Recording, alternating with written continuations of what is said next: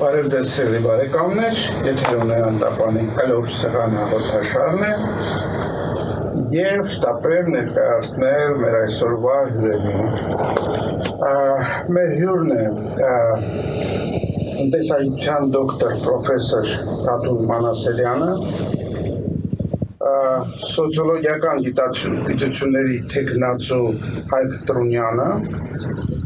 ֆիզիկա մաթեմատիկական գիտությունների դոկտոր պրոֆեսոր Աշոտ Գևորգյանը և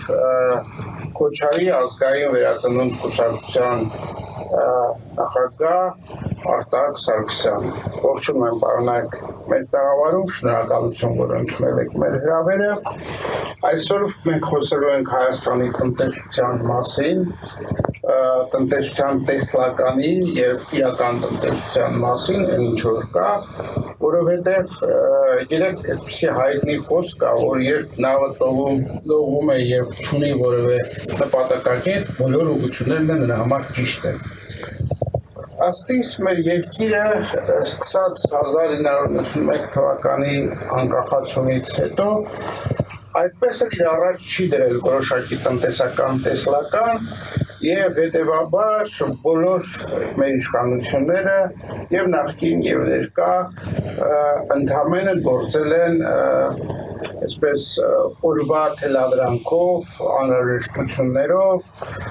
իրենց պատկերացումներով, որոնք ցավոք սրտի ոչ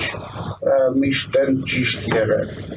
Եվ իմ առաջին հարցը պարոն Մանասերյան,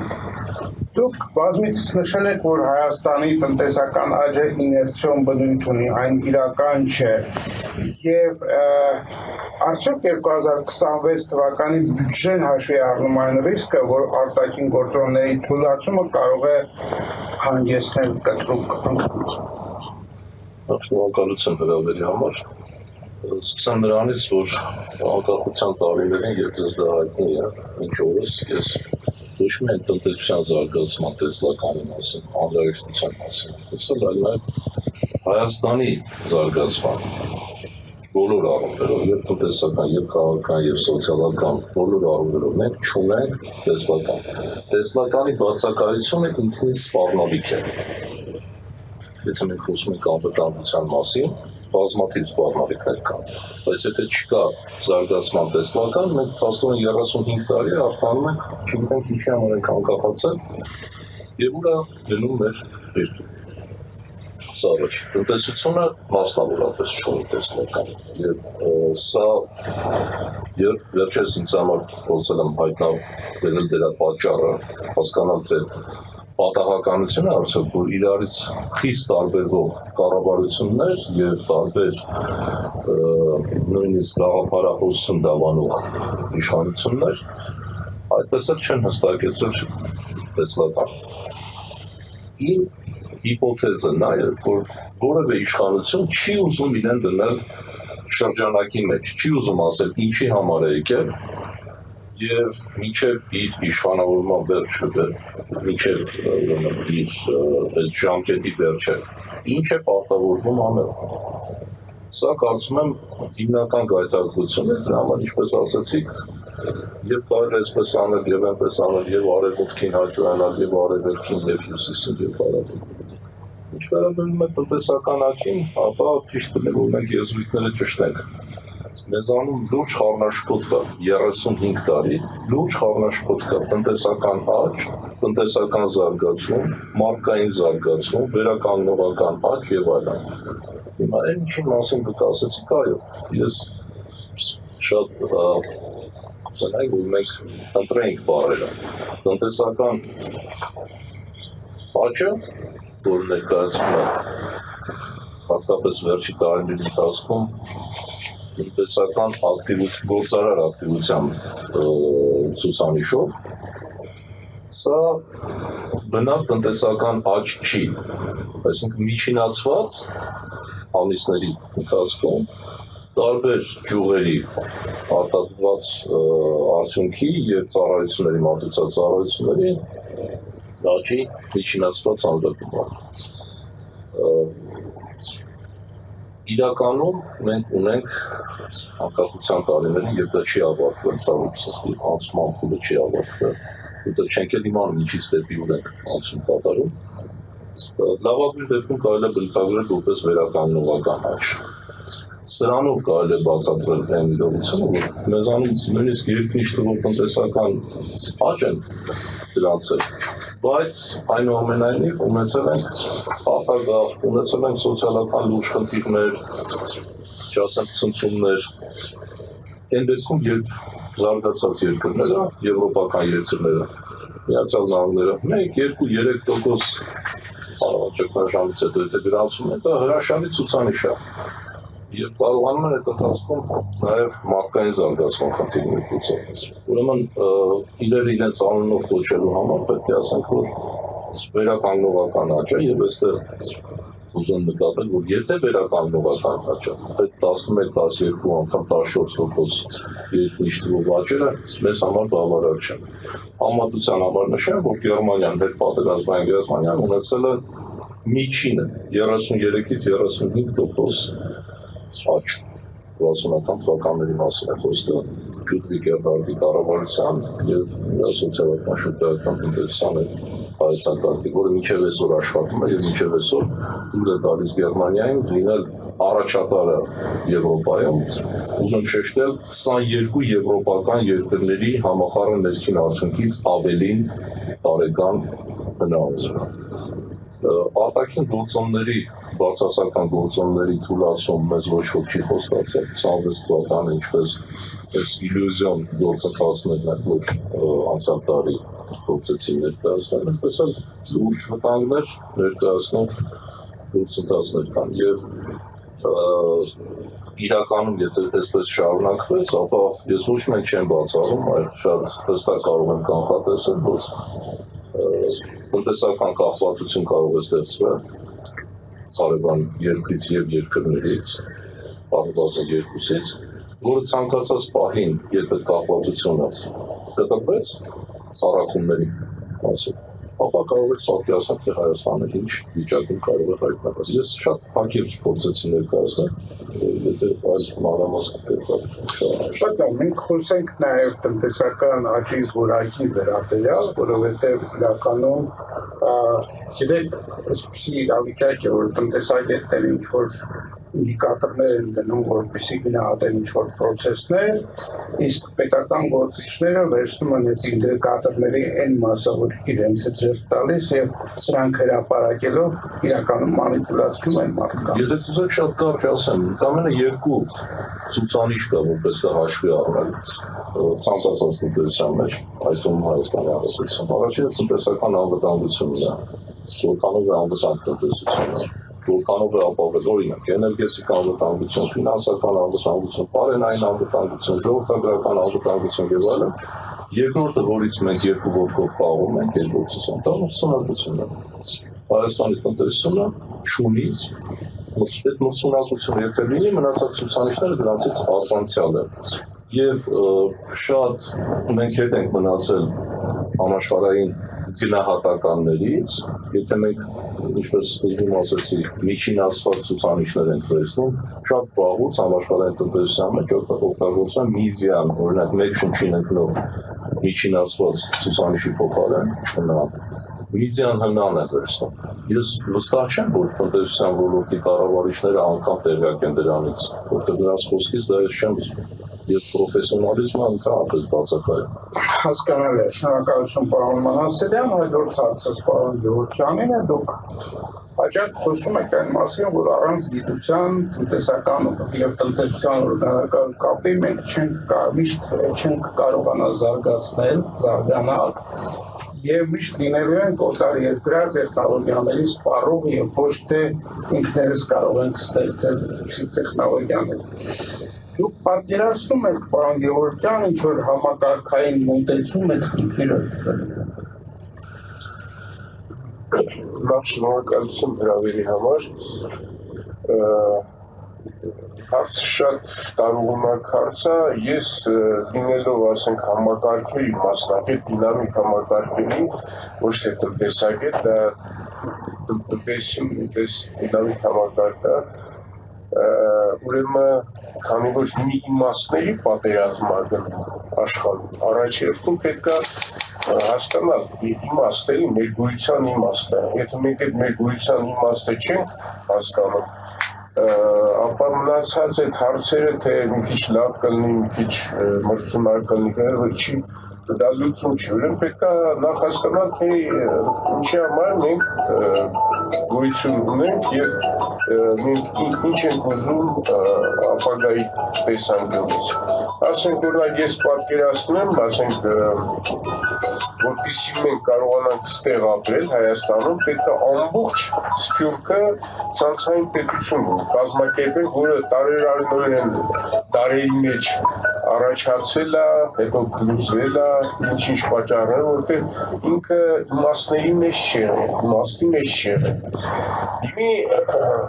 այսօր հատկապես գիտությունը ուղղակի գլխավոր լոկոմոտիվն է բոլոր զարգացումների, ասենք տեսեք արհեստական բանականությունը զարգանում աներևակայելի այսպես տեմպերով, ես օրինակ սկզբից բավական սկեպտիկ էի անկեղծ ասած նայեմ, բայց հիմի տեսնում եմ, որ ինչ բարքի առաջընթաց է ապրում դա եւ ասենք արդեն հումանոիդներ են ստեղծել, որը շուտով այդ օրինակ ահռելի ոլորտներ ծրագրավորման եւ արհեստական ամբողջը արհեստական բանականությունն է վերցնելու, այսինքն մենք էական խնդիր ունենք մեր որակը բարձրացնելու եւ մեր ինտեգրումը իրականացնելու ես ամբողջ աշխարհով նկատում ամբողջ հայություն դրա համար մեծ իմաստներ պետք է լինի որ մարդ հասկանա ինչու է նա հայ եւ ինչի համար է նա ապրում էլի ինչ իր միսիան եթե պատկերացնում եք այդտեղ փոքր համատաբար ուրիշ մեգապոլիսների համար Հայաստանում մենք ունենք մի ահռելի քանակի բնակչության բանը տղամարդ վարորդներ ասենք ոչ մեկը չի մտածում եկուց ինչ անելու իրենց վիճակ էլի հատ ասենք իրական ասենք եթե միտք մտցվեց որպեսի արհեստական բանականությունը տրանսպորտի հարցեր լուծի այս ամբողջ մարդկային քանակությունը դուրս է շպրտվելու ու ամենաման դրա համար ասենք երբ որ մենք ընդհանրապես ապագա տեսլականներից խոսում ենք պետք է ամբողջ կրթական համակարգը փոխել որտեղ ասենք հատկապես եթե մենք նայում ենք թե այսօրվա դասագրքերը բոլորը պատրել եւ աղբար կլցնել բնագիտությունից սկսած հասարակագիտությունը առավել ես որտեղ մենք տեսնում ենք թե կողքի երկրները ինչ ուղղորդված աշխատանք են տանում որպեսզի մեզ որպես հայ տեսակի վերաֆորմատավորել դա հասարակական գիտությունն է բայց բնագիտությունը վերցրեք բնագիտությունը ֆիզիկա մաթեմատիկա առարկաների դասագրքերը խայտարակ որակներ, խայտարակ, երբ որ կարդում ասենք ֆիզմատ գիտությունների դոկտոր Վարդը 5-րդ դասանի դասագրքում կարդում է խնդիրի չի հասկանում, հայրեն որտեղ ինքը անգամ վատագրված, տեղից ընդեից արտագրված, Արտմանած արտագրած, կոմպիլացված, իսկ դա մանկավարժությունը շատ լուրջ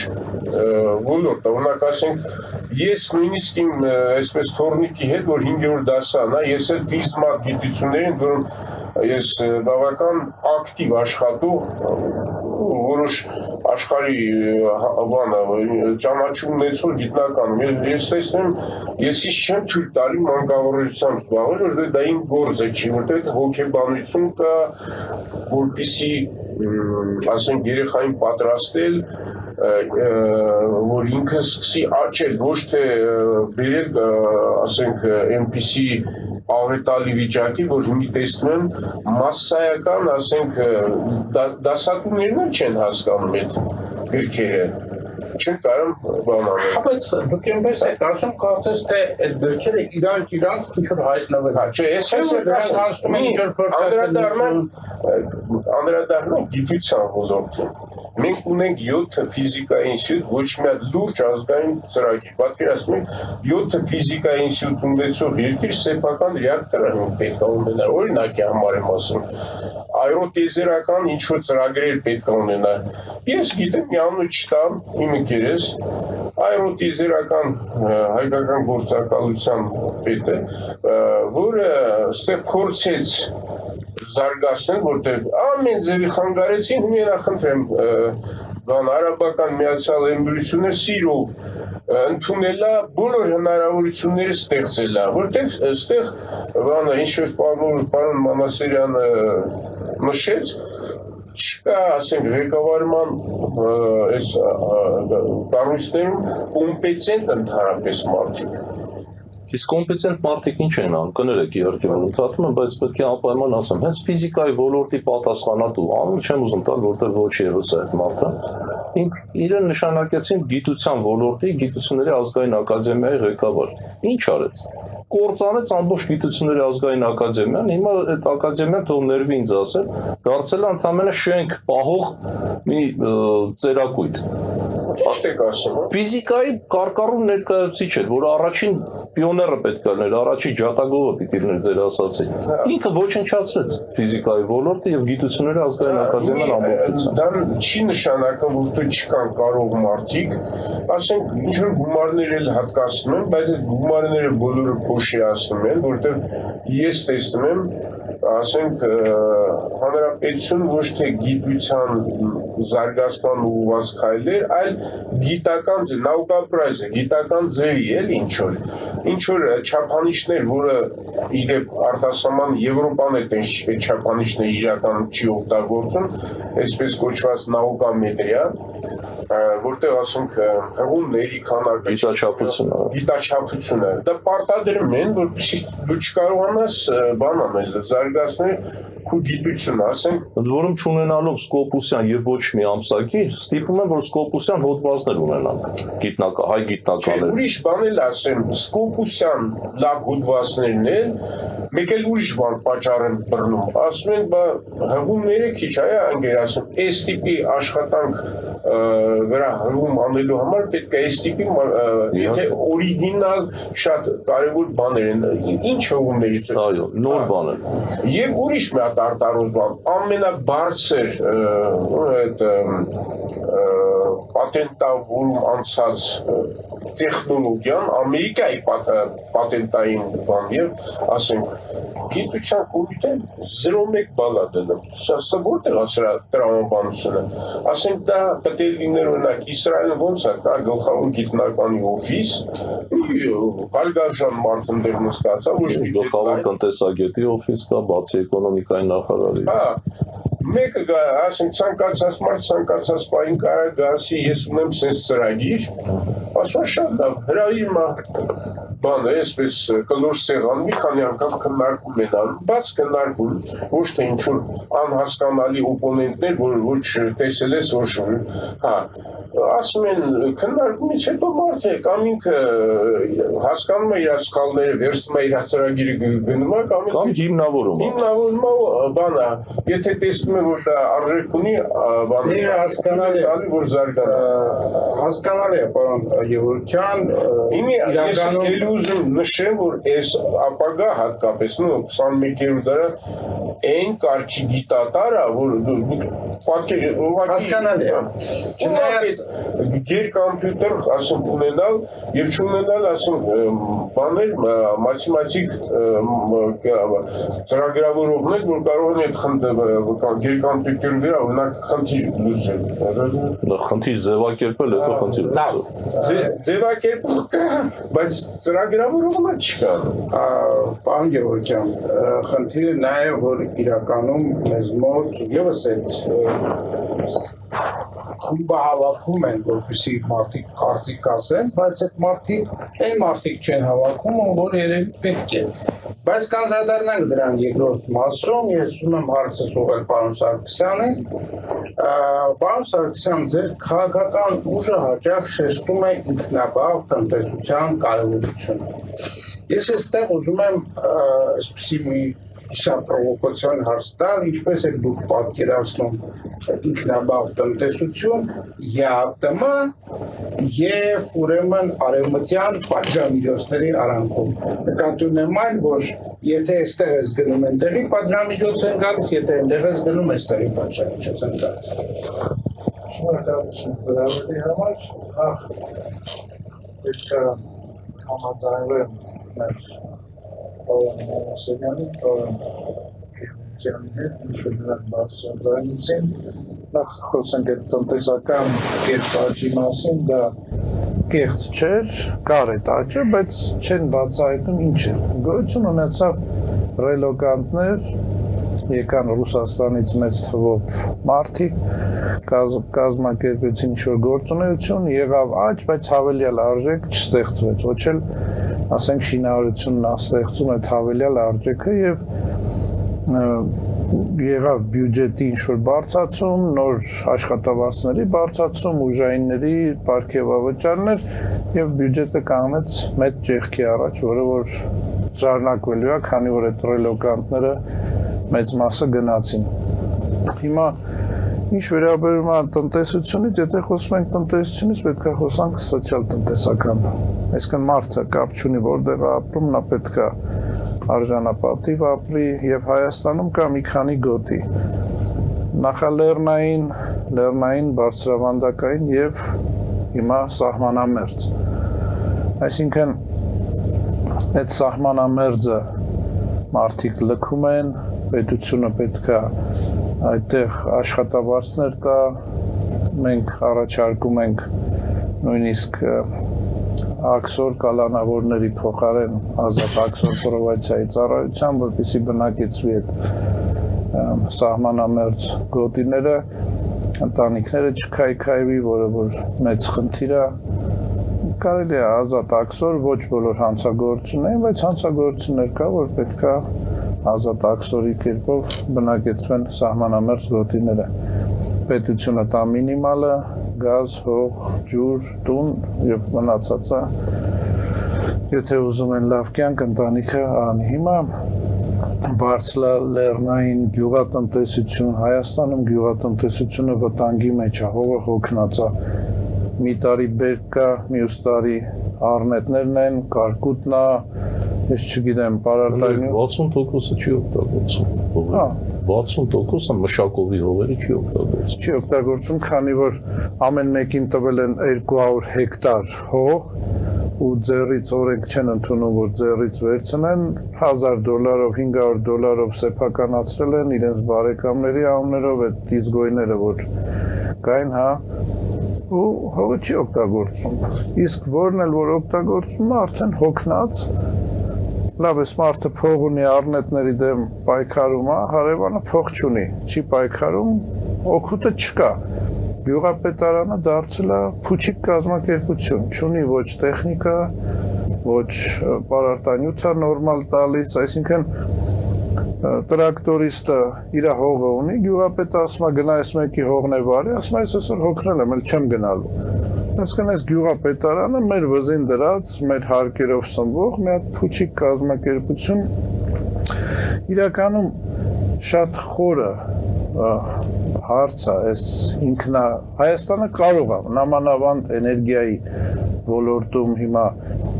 ինչպես պարոն Գևորգյանը ասեց ֆիզիկոսներ ունենք, մենք այդ ռեսուրսը ունենք, հա, բարձրավանդակայինում արևային կամ հիմա աշխարհը անցնում է այսպես կոչված ժարգոնով լուսինային պանելները, որը որ իրականում հա գիշերային արևային պանելները,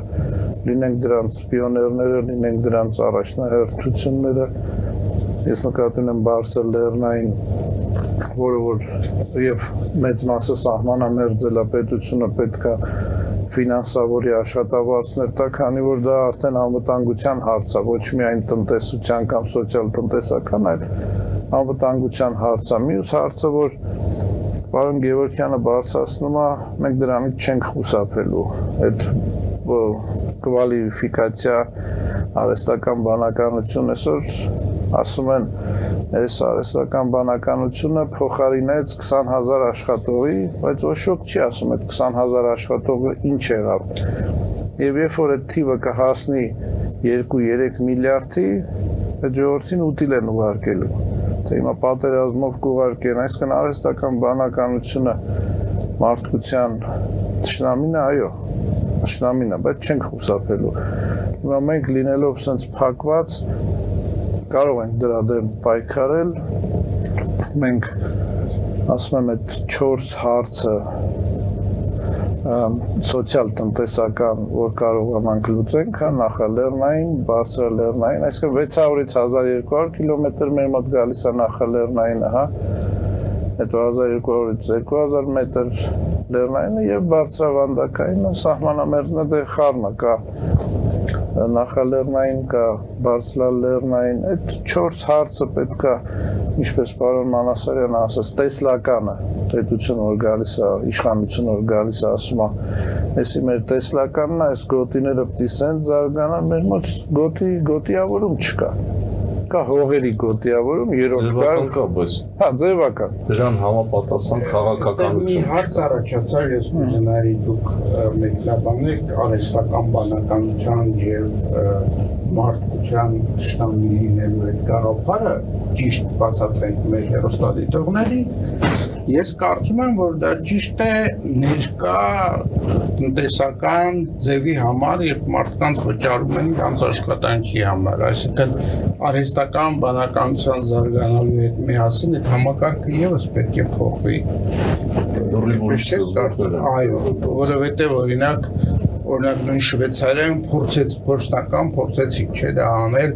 ամեն մեկին, ամեն մի քաղաքացու տալ 2000 եվրոյի կարգի գումար, անկախ նրանից դա աշխատում է, չի աշխատում։ Ոչ միայն Շվեյցարիան, Ֆինլանդիան, տարբեր երկրներ, որտեղ պետք է փողը money velocity-ին պիտի լուծի, տնտեսության մեջ պիտի պատտվի sense տենած, այդ մարդիկ չեն դնելու բարձի տակ։ Շատ լավ։ Հաջորդ հարցը պարոն Դրունյանին է ուղղված, ես կուզենայի, որ դուք սոցիոլոգիայի տեսանկյունից տնտեսական հայտարարվող աճի պարագայում բացատրեք, թե ինչու հասարակության շրջանում չի հազում դժգոհությունը, անապահովության զգացումը եւ այլն։ Այսինքն կամ այդ տնտեսական աճն է, ինչպես մենք նախորդ պարոն Մանասարյանի բացատրությունից հասկացանք, որ ինքը այդքան էլ այդպես չի, եւ երկրորդը մարդիկ տեսնում են ուրեմն դժգոհելու տեղ ունեն, ինչու։ Շնորհակալություն հարցի համար, իրականում այդ հարցը ավելի խորքային է, որովհետև տնտեսությունը չի կարող առանձին ապրի, առանց հասարակական կյանքից, առանց մարդու առօրյայից ու մեր քաղաքացին ամեն օր հիմա ունի լուրջ խնդիրներ, այդ խնդիրները կախված են եւ իր անձնական անվտանգության եւ իր չհասկանալը թե ապագան որտեղ է լինելու, ոնց է լինելու, մինչեւ այդ ձեր հարցի պատասխանը տամ, ուզում եմ մի հատ կարևոր բան ասեմ, ուրեմն հունվարի 8-ին 2026 թվականի հունվարի 8-ին ընդունվել է Հայաստանի տնտեսության եւ ինստիտուցիոնալ տրանսֆորմացիայի դոկտրինը։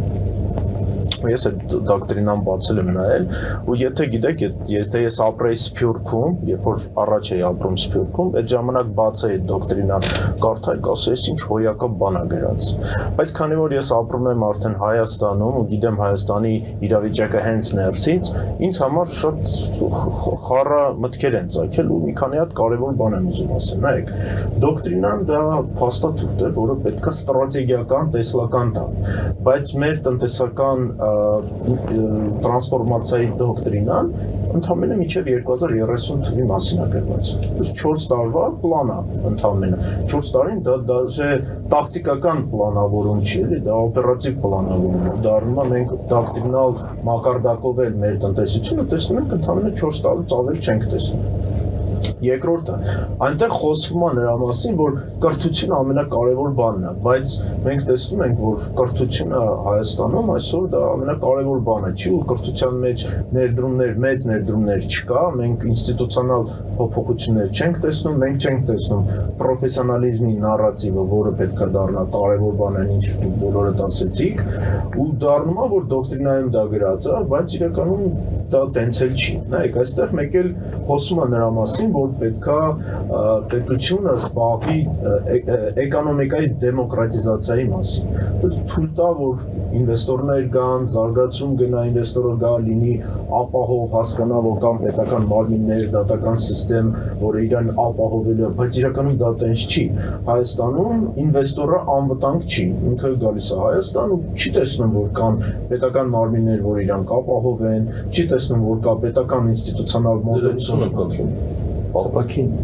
ներդրողի մասին է խոսքը։ Իսկ մենք ներքին ներդրող ունենք։ Ներքին ներդրողին պիտի նայի արտաքին ներդրողը, ասի, այս մարդն եկել է Հայաստան,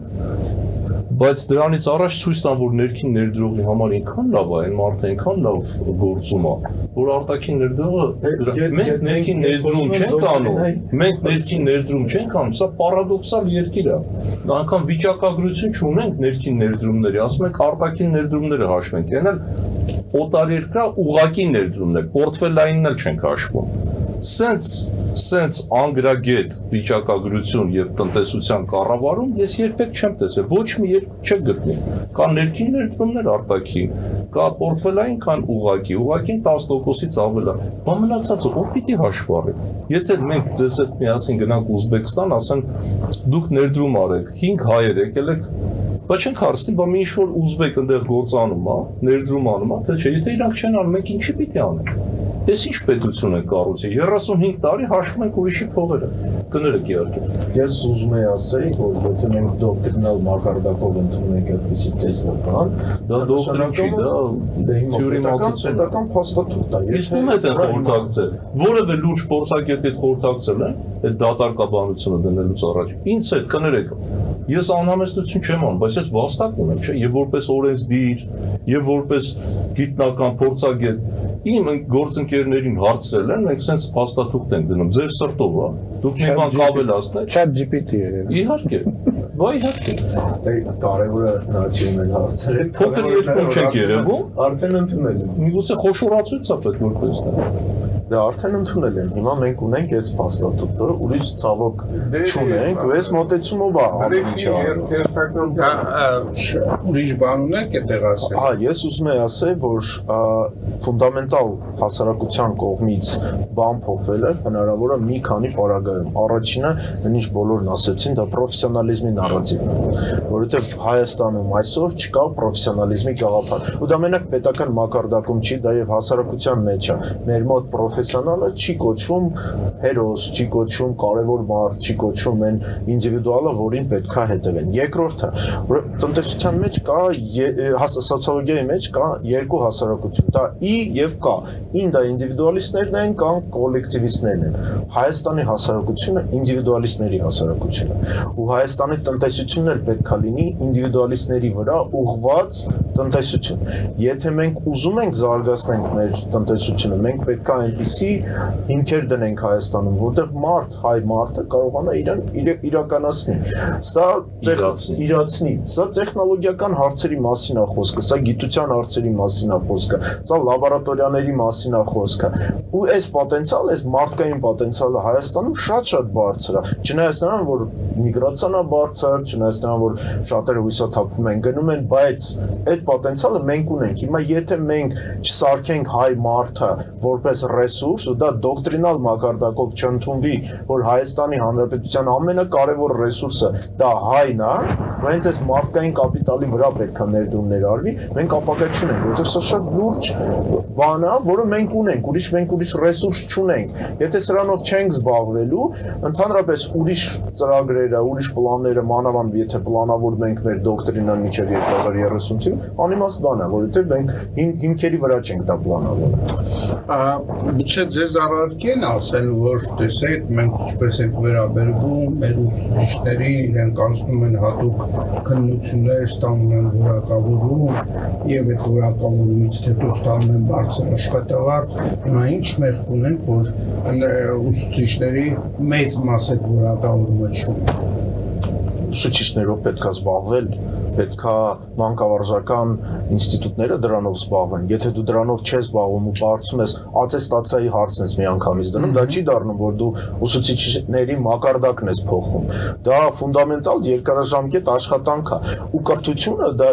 բոլոր գոլեգաներն ասում էին կրթությունի վրա են շեշտը դնում։ Կրթությունը դա քո ապագան է, կրթության արդյունքը երևալու է 10 տարի հետո։ Եթե դու այդ աշխատանքը չես տանում ու չես ֆունդամենտալ փոխում, չես սարքում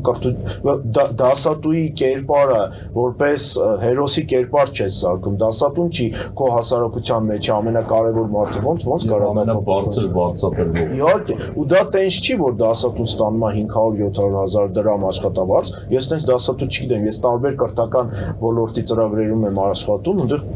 տենց դասատու չկա։ Ասեմ, այդ լավ թեմա է, այստեղ կան, ասենք, անհատներ, որոնք փոքր դպրոցներ են բացում, մաչկա, որ դասավանդում են Ամերիկայում, բարձր աշխատավարձով։ Ոչ մի տեղական գիրք չեն օգտագործում, որտեղ դա ուղղակի խայտառակություն է այս դասագրքերի մասին։ Օլիմպիական թիմի հետ են աշխատում այնտեղ, պատկերացնում եք, ու դրանք վռնդված են այդ ակադեմիական Ճապոնիայի հետ են աշխատում, եվրոպական բազմաթիվ Շատ լավ, պարոնայք։ գիտեք բանալին որն է, լավ, հետո ես դրա Համեցեք, դրա բանալին գիտեք որն է։ Շատ պարզ մի բան գոյություն ունի։ Գիտելիք, այ դուք ասում եք կրթություն։ Գիտելիք տվող ուսուցչին գիտելիք պետք է տալ։ Ուսուցչին եւ ընդհանրապես գիտելիքը պահանջարկված չի Հայաստանում։ Ես իզուր չասեցի ինչու ինձ, իսկ ուրիշ ոլորտներին ինչա, ձեզ դիմել են որևէ հարցում։ Իհարկե ոչ։ Այնտեղ կան գպանային 2-3 ամեն մի կառույցում։ Երիտասարդ քիչ թե շատ ասենք բան իմաց հասկանում են, որ էջերից ինչ կարող են copy paste անել կամ ChatGPT-ով։ Եվ դրանց շնորհիվ այսպիսի շատ ներողություն տավտոլոգիաներ են գրում։ Երբ որ ես գրում էի տնտեսության ժողովրդավարացման մասին, Ստենֆորդի համալսարանում եղել իմ առաջին զեկույցներից մեկը, սրանք նույնիսկ չէին էլ իմանում դա ինչ է, բայց հիմա տնտեսության ժողովրդավարացում են ասում, ինչպես դա տեղայնացնել Հայաստանում, դրա մասին ոչ ոք գաղափար չունի։ Գիտելիքը որպես այդպիսի Հայաստանում դեռևս պահանջարկված չի։ Դրա համար գիտության հետ կապը մի մանեկեք, մի որոնեք, չի կարող լինել։ Ամենաառաջինը դա պետք է։ Հայաստանում աշխարհում ամենացածր ֆինանսավորող ոլորտներից է 0.25% մոտարապես բանից բյուջեից տեխնայից Իսկ օրենքի մեջ գիտեք, չէ՞ ինչ է գրված մայր օրենքի գիտության մասին, որը այնքան ձևափոխեցին, որ հասավ 0.25-ի։ Ոչ պակաս, քան 3%։ Հա, 3% Դուք հասկանում եք, Ղազախստանը հասել էր ՀՆԱ-ից 3% ոչ պակաս։ Հետո 5-ին հասցրեց։ Դրա համար Ղազախստանը 21-րդ դարը Ղազախստանի եւ նման երկրների դառնալ։ Հա, ու հիմի խոսում է գիտական քաղաքի մասին ակադեմիական գիտավանի абսուրդ, որի արժեքը գնահատված է 35 միլիարդ դոլար։ Այդտեղ էլ նպատակ չկա։ Որ ինչ անեն։ Հա, որ ինչ անեն։ Որ ինչ անեն։ Հա, որ հավաքվեն մի տեղ, հարց են տալի, այդ դրա եթե բոլոր այդ ակադեմիական համալսարան վերեցին, որ Հայաստանի համար են կառուցում։ Չեմ կներեք որ ընդհատում եմ։ Այսինքն գիտավանը անում եք, ամեն ինչը մարդկանց բերում եք, չգիտեմ տարբեր երկրներից կամ ներքին։ Որ ինչ խնդիր լուծեք։ Ուրա տեսլականը, որ Հայաստանի խնդիրների համար չկա։ Այդ այսինքն բացարձակ Դուբայի ռեպլիկան, հա, Դուբայում ունեն knowledge village, կապիկություն է, ռեպլիկան, հա։ Այո, Ժիլետ Սինգապուրովիչը ժամանակին ասում էր Սինգապուր, մյուսն ասում էր, չգիտեմ, այս ամեն երկիրը գաղափար չունեն, երկիրը ճանաչող ղեկավար մենք չենք ունեցել։ Մինչև այսօր երևի մատերիվիա կարելի հաշվել 1-2 հոգի, որոնք գիտեն ինչ երկրի ղեկավար են եղել։ Չկա, չեն ճանաչում։ Շատ լավ, մենք կենտրոնանում ենք նեգատիվի վրա, ես առաջարկում եմ հիմա մենք դուրս կգանք գովազդային դադարից հետո մենք շարունակենք մեր զրույցը, մնացեք մեզ հետ, սիրելի հեռուստադիտողներ, գովազդը եթերում։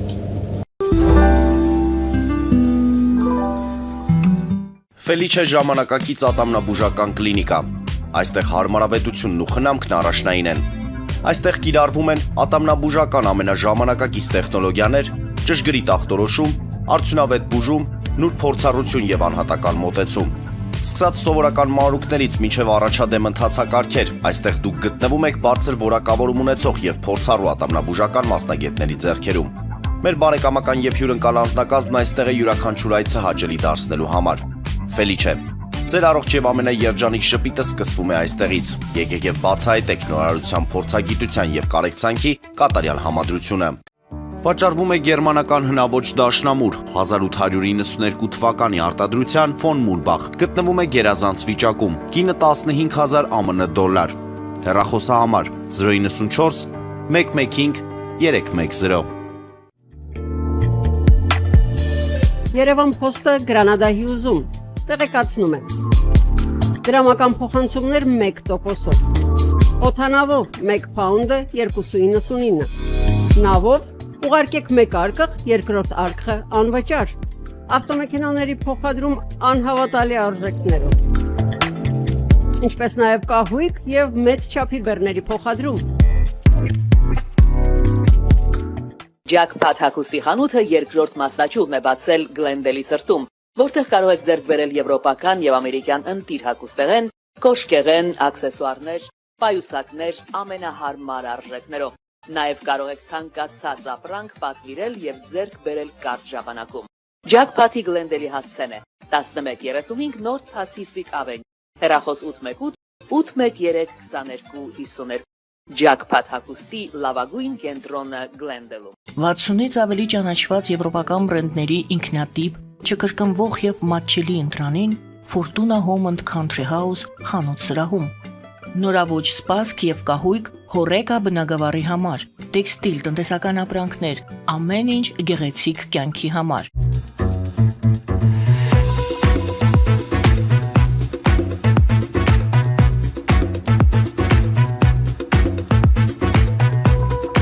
Արարատ ռեստորան, ընտանեկան եւ ընկերական ժամանցի լավագույն հասցե, սիրված արտիստներ, հյուրընկալ մթնոլորտ, հարուստ ճաշացան, անմահական խորտիկներ։ Արարատ ռեստորան, հասցեն անփոփոխ, սիրով սպասում ենք ձեզ։ Լավագույն պաղպաղակ, բնական, համեղ եւ մատչելի գներով պաղպաղակը կարող եք ձեռք բերել բոլոր հայկական խանութներում։ Պահանջեք հայկական պաղպաղակ, Թամարա պաղպաղակ։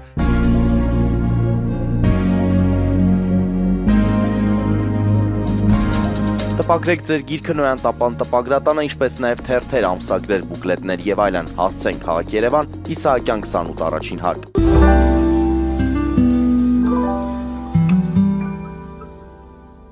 Մենք շարունակում ենք մեր կլոր սեղանը եւ իմ հաջորդ հարցը ուղղված է պարոն Մանասերյանին։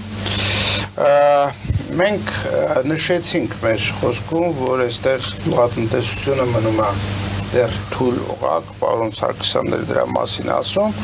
եւ ես կուզենայի ձեր գնահատականը հասկանալ բարենային անվտանգության տեսակետից մեր երկրի վիճակին։ Ինչպես եք դուք գնահատում եք բարենային անվտանգությունը, եւ հետո էլ ուզում եմ երկրորդ հարց էլ տալ, որ դուք անդրադառնաք այս պետական պարտքի սպասարկումը որպես բեռ։ Արդյոք մենք կարող ենք դա եւ սպասարկել եւ ինչ որ ոլորտներում ներդրումներ անել, որպեսզի այդ ոլորտները դառնան եկամտաբեր։ Ես կարող եմ սկսել անգամ այդ հարցից։ Ինքը պետական պարտքը շատ մտահոգվելու կարիք չկա, եթե մենք ինստիտուցիոնալ առումով ճիշտ հիմքերի վրա դնենք եւ հետևենք օրենքին։ Մենք անօրեն երկիր ենք այդ առումով։ Սահմանադրական նորմեր ենք խախտում պետական պարտքը ձևավորելու, հետո սպասարկելու առումներով։ Որևէ մեկը Հայաստանի Հանրապետությունում բացի մի խմբից եւ սա նոր երևույթ չի ցավոք սրտի։ Տեն չի որ ամեն ինչ պիտի բերենք պարտենք այս իշխանության վրա։ Շատ լավ ավանդույթ է ձևավորվել։ Ժամանակին երբ ես օրենսդիր էի, փորձեցի հասկանալ պետական պարտքը արտաքին մասը հատվածը հատկապես, որտեղ այն ժամանակ ներքին պարտքը շատ քիչ էր, չնչին էր։ Ինչպես է ձևավորվել, ինչի վրա է ծախսվել, որքանով արդյունավետ։ Օրենսդիրին գործադիրը, որ մեր ենթական է, չի պատասխանում։ Թափանցիկությունը այդ աստիճան է։ Նույնը այսօր է, դուք չեք հասկանա։ Այն ինչ որ ծավալների առումով ունենք, ես դա սարսափելի չեմ համարում անկեղծ ասած։ Դա կարող ենք ասել կառավարելի է։ Բայց դարձյալ ինչ նպատակի է ծառայում, տեսեք, շատ ավելի պարզ ասեմ, պետական պարտքը ձևավորում է հետևյալ կերպ. գործադիր իշխանությունը ելնելով պետական բյուջեի ծախսային մասից, թե ինչ նպատակներ ունի եւ չի բավարարում, ասում եմ, մեզ լրացուցիչ գումարներ են պետք։ Այս լրացուցիչ գումարների համար մտնում ազգային ժողով հիմնավորումներով, ասում եմ, որ խնդրում եմ տալ այսքան գումար, որպեսզի մենք առաջնահերթ այս խնդիրները կարողանանք լուծել։ Ազգային ժողովը քննարկումներ պիտի կազմակերպի, այդ թվում եւ փորձագետների մասնակցությամբ, դրան հավանություն տա, գործողի կառավարության ասի գնացեք որոնեք ներքին եւ արտաքին աղբյուրներ, ներքին աղբյուրները պարտատոմսերն են հիմնականում, արտաքին աղբյուրներ արդեն կարող է լինել տարբեր կառավարությունների եւ միջազգային կազմակերպությունների վարկեր փոխառու միջոցներ։ Դրանից հետո դարձյալ պիտի գա ազգային ժողով, ասի որ ես այսինչ աղբյուրներ ունեմ, այսինչ պայմաններով է, ընդունելի է թե ոչ, որովհետեւ եղել են պայմաններ, որոնք շատ ծանր են նստել Հայաստանի տնտեսության վրա։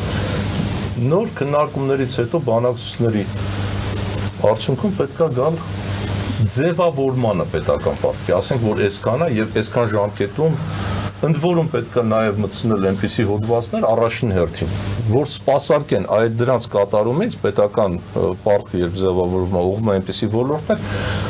այդ թվում եւ արտադրական, որից ստացված արդյունքները նաեւ պետք է սպասարկեն եւ մայր գումարը եւ տոկոսները։ Այդպիսի փորձ մենք չունենք, այսինքն անգրագիտության մեջ ենք մենք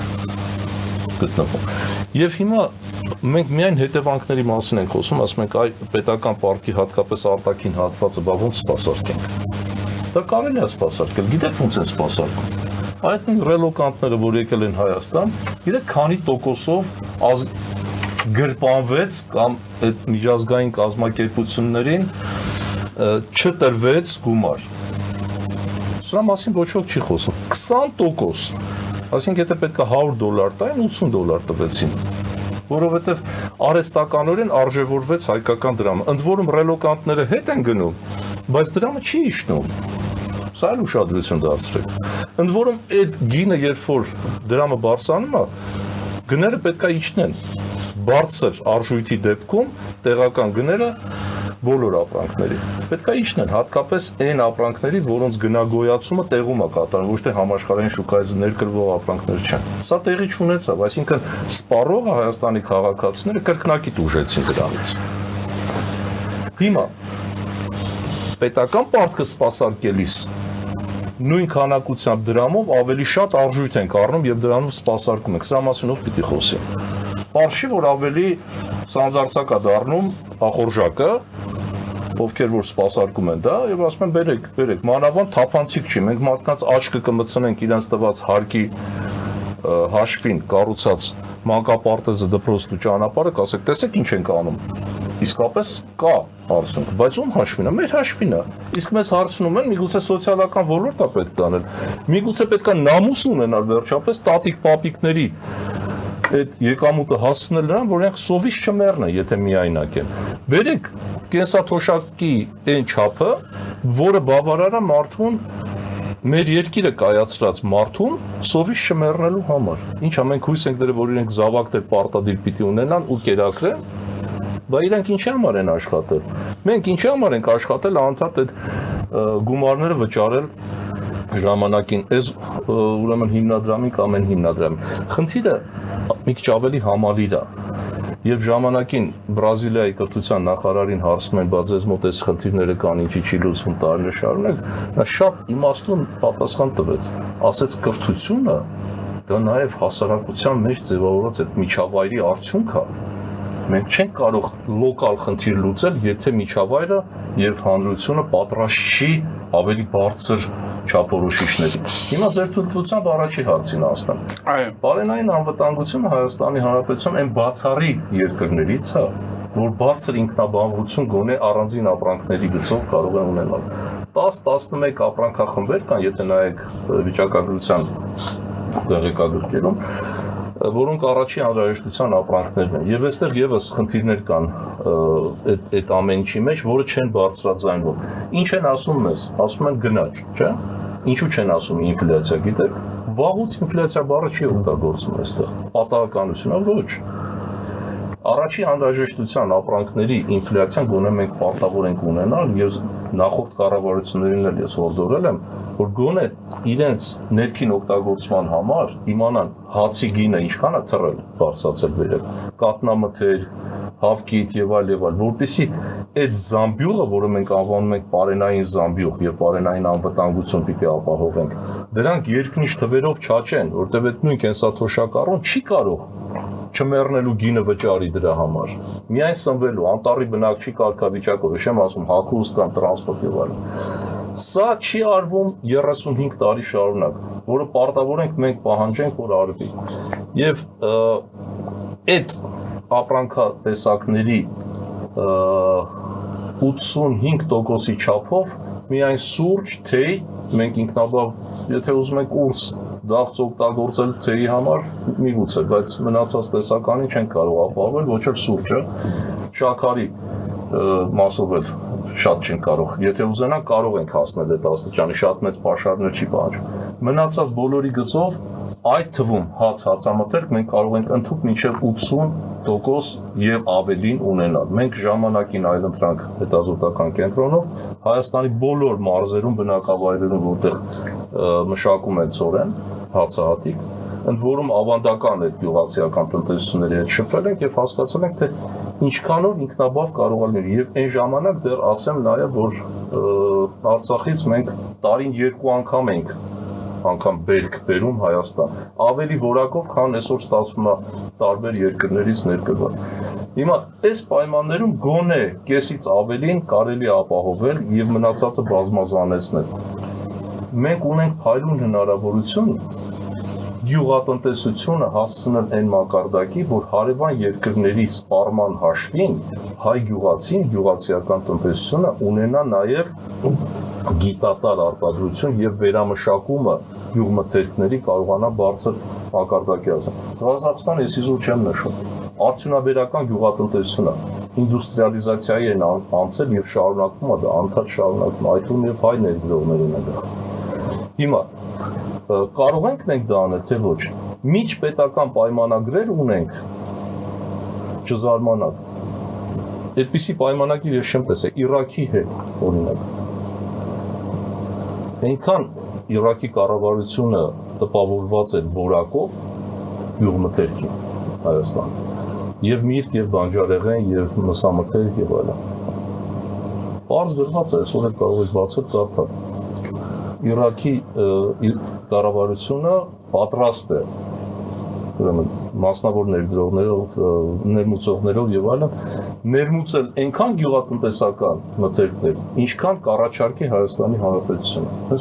Գիտա ֆանտաստիկ ոնց որ գրականություն կարդաց։ Սրանից ավել մենք ինչ ենք ուզում։ Մենք դա գոնե արել ենք, որ խոսում ենք դիվերսիֆիկացիայի մասին, բազմազանեցման մասին, կախվածությունը թույլատնելու Եվրասիական միությունից կամ Եվրամիությունից չենք անում, քայլ չենք, բարձ քայլեր են։ Գյուղատնտեսական ինստիտուտներ փակյա։ Հաջողությամբ դեգրադացրել ենք, մենք զոոտեխնիկների պահանջ ունենք, ինչի չենք կրթում դա։ Եթե ուզում եք եւ այլն, տարբեր։ Ինչպիսի Հայաստան ենք ուզում ունենալ, նույնիսկ այն ապրանքները, որոնք մենք կարող ենք ասել մրցունակ են, մենք չենք կարողանում դա մատուցել ոչ ներքին շուկայում, ոչ արտաքին շուկայում։ Դրոններ չունենք կամ հնարավորություն չունենք դա ստեղծելու, բայց այդ մասնագետների մեկը պետք է շանտեր դնի շատ ներողություն, թե նրանք մենակ Իսրայելի վրա պիտի աշխատեն։ Ես դրա համար 28 տարի աշխատելով այդ տնտեսական դիվանագիտության վրա, դա արվեստ է, դա շատ կարևոր արվեստ է, ինչպես եղածը կարողանաս մատուցել, որպեսզի վաճառվի։ Մենք եթե մեր մասին, եթե սխալվում եմ ուղղեք ինձ, Հայաստանի ապրանք արտադրողների, ծառայություն մատուցողների մասին ռուսներից կամ այլ ազգիներից լսում ենք, թե ինչ կա Հայաստանում, չէ՞, զարմանում ենք, ասում ենք ոնց թե մենք սրա մասին չգիտենք։ Ուրեմն մենք այդքան հետ ենք գնացել, որ չենք կարողանում մատուցել, տնտեսական դիվանագիտությունը դրա մասին է։ Ես փորձեմ գիրքը ներկայացնել, եթե կարելի է խոշոր պլանով ցույց տվել գիրքը, սա պարոն Մանասյանի վերջին գիրքն է, տնտեսական դիվանագիտություն, պատմական Հայաստանից մինչև թվայնացման դարաշրջան։ Ցելի բարեկամներ, ես ուզում եմ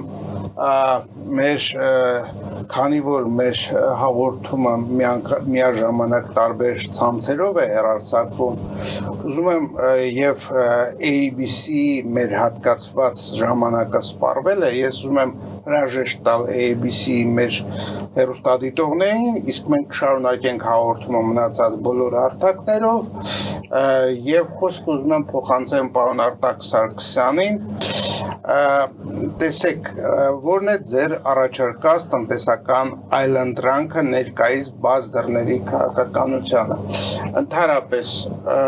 մենք նշեցինք այն նեգատիվը, որ կա, ըստ էության կարծես թե իրավիճակ է, որ պետություն չի կառավարվել, այլ ինքնահոսով գնացել է, մարդիկ էլ պարզապես ինչ-որ շտկել են մի քիչ էս կամ են ծագած հարցը։ Որն է ձեր այլընտրանքը, եթե դուք մասնակցելու եք 2026 թվականի ընտրություններին եւ հավակնում եք ուրեմն մտնել խորհրդարան, ապա պիտի ունենաք ինչ-որ այլընտրանք այս ամբողջ իրավիճակին։ Ուրեմն նախ գամ այն հարցին, որ խոսում էին ներքին ներդրողների համար, հա։ Իրականում այդ խնդիրը կա, ես երբ որ Քենիա հրավիրեցինք Դուբայի թագավորական ընտանիքը, որպեսզի գային եւ Մումբասայի նավահանգիստը նոր տերմինալներ սարքեն 50 տարի բիոտի, պատվիրակությունը եկավ եւ միանգամից արեցին։ Հայաստանում երբ որ ես ընկերներից կանչում եմ, իրանք ասում են, բա Արտակ ջան, դու ինչի մի հատ ձկնաբուծարան ընդամենը ունես, ու բացի դրանից իմ մեղադրականների մեջ դրված է փաստաթղթեր, ինվեստիցիոն ծրագրեր եւ քննիչները դատախազը դատանում ասում էին, այս ինվեստիցիան, որ ինքը ուզում է բերի Հայաստան, Հայաստանի բյուջետի կրկնապատիկն է, ոնց կարելի է թողել։ Այսինքն դատարանում, երբ որ ես ասում եմ, բա ուրիշ տեղ ինձ շքանշան են տալիս, ինձ տեղ մեղադրում եք, դատավորը ասաց, չէ, ես չգիտեմ ինչ են նույնիսկ այս փաստաթղթերը դրել։ Ուզում եմ ասեմ, տեսեք ինչ վտանգավոր եղել են փորձեր, երբ որ Հայաստանում չենք եղել, պատվիրակություն ենք ուղարկել, անունները չտամ, այդ մարդիկ ասել են, ախպորս կդնես հետդ պարտնյոր, քեզ ձեռ չեն տա, այդ արտասահմանցին եկել էր, ինձ հարցնում էր,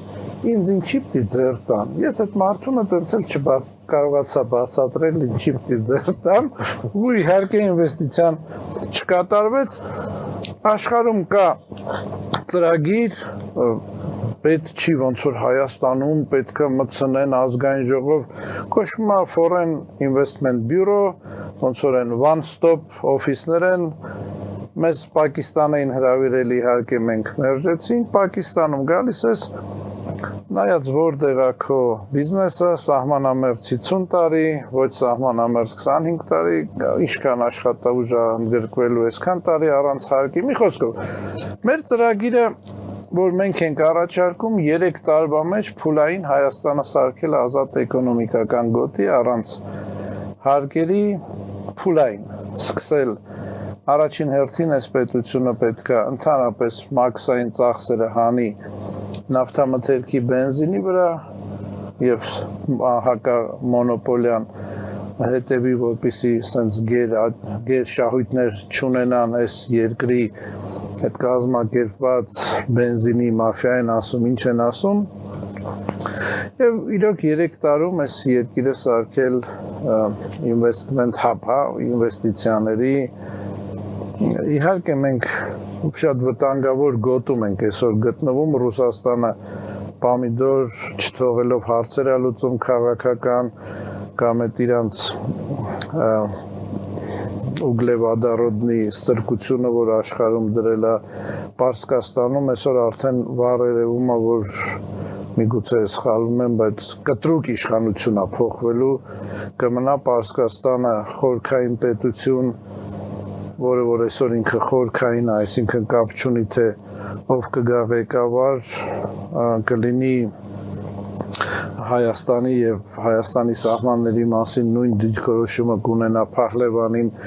թե չի ունենա այդ կտրուկ փոփոխությունները շատ վտանգավոր են։ Ռուսաստանը, որ հայտարարում էր, որ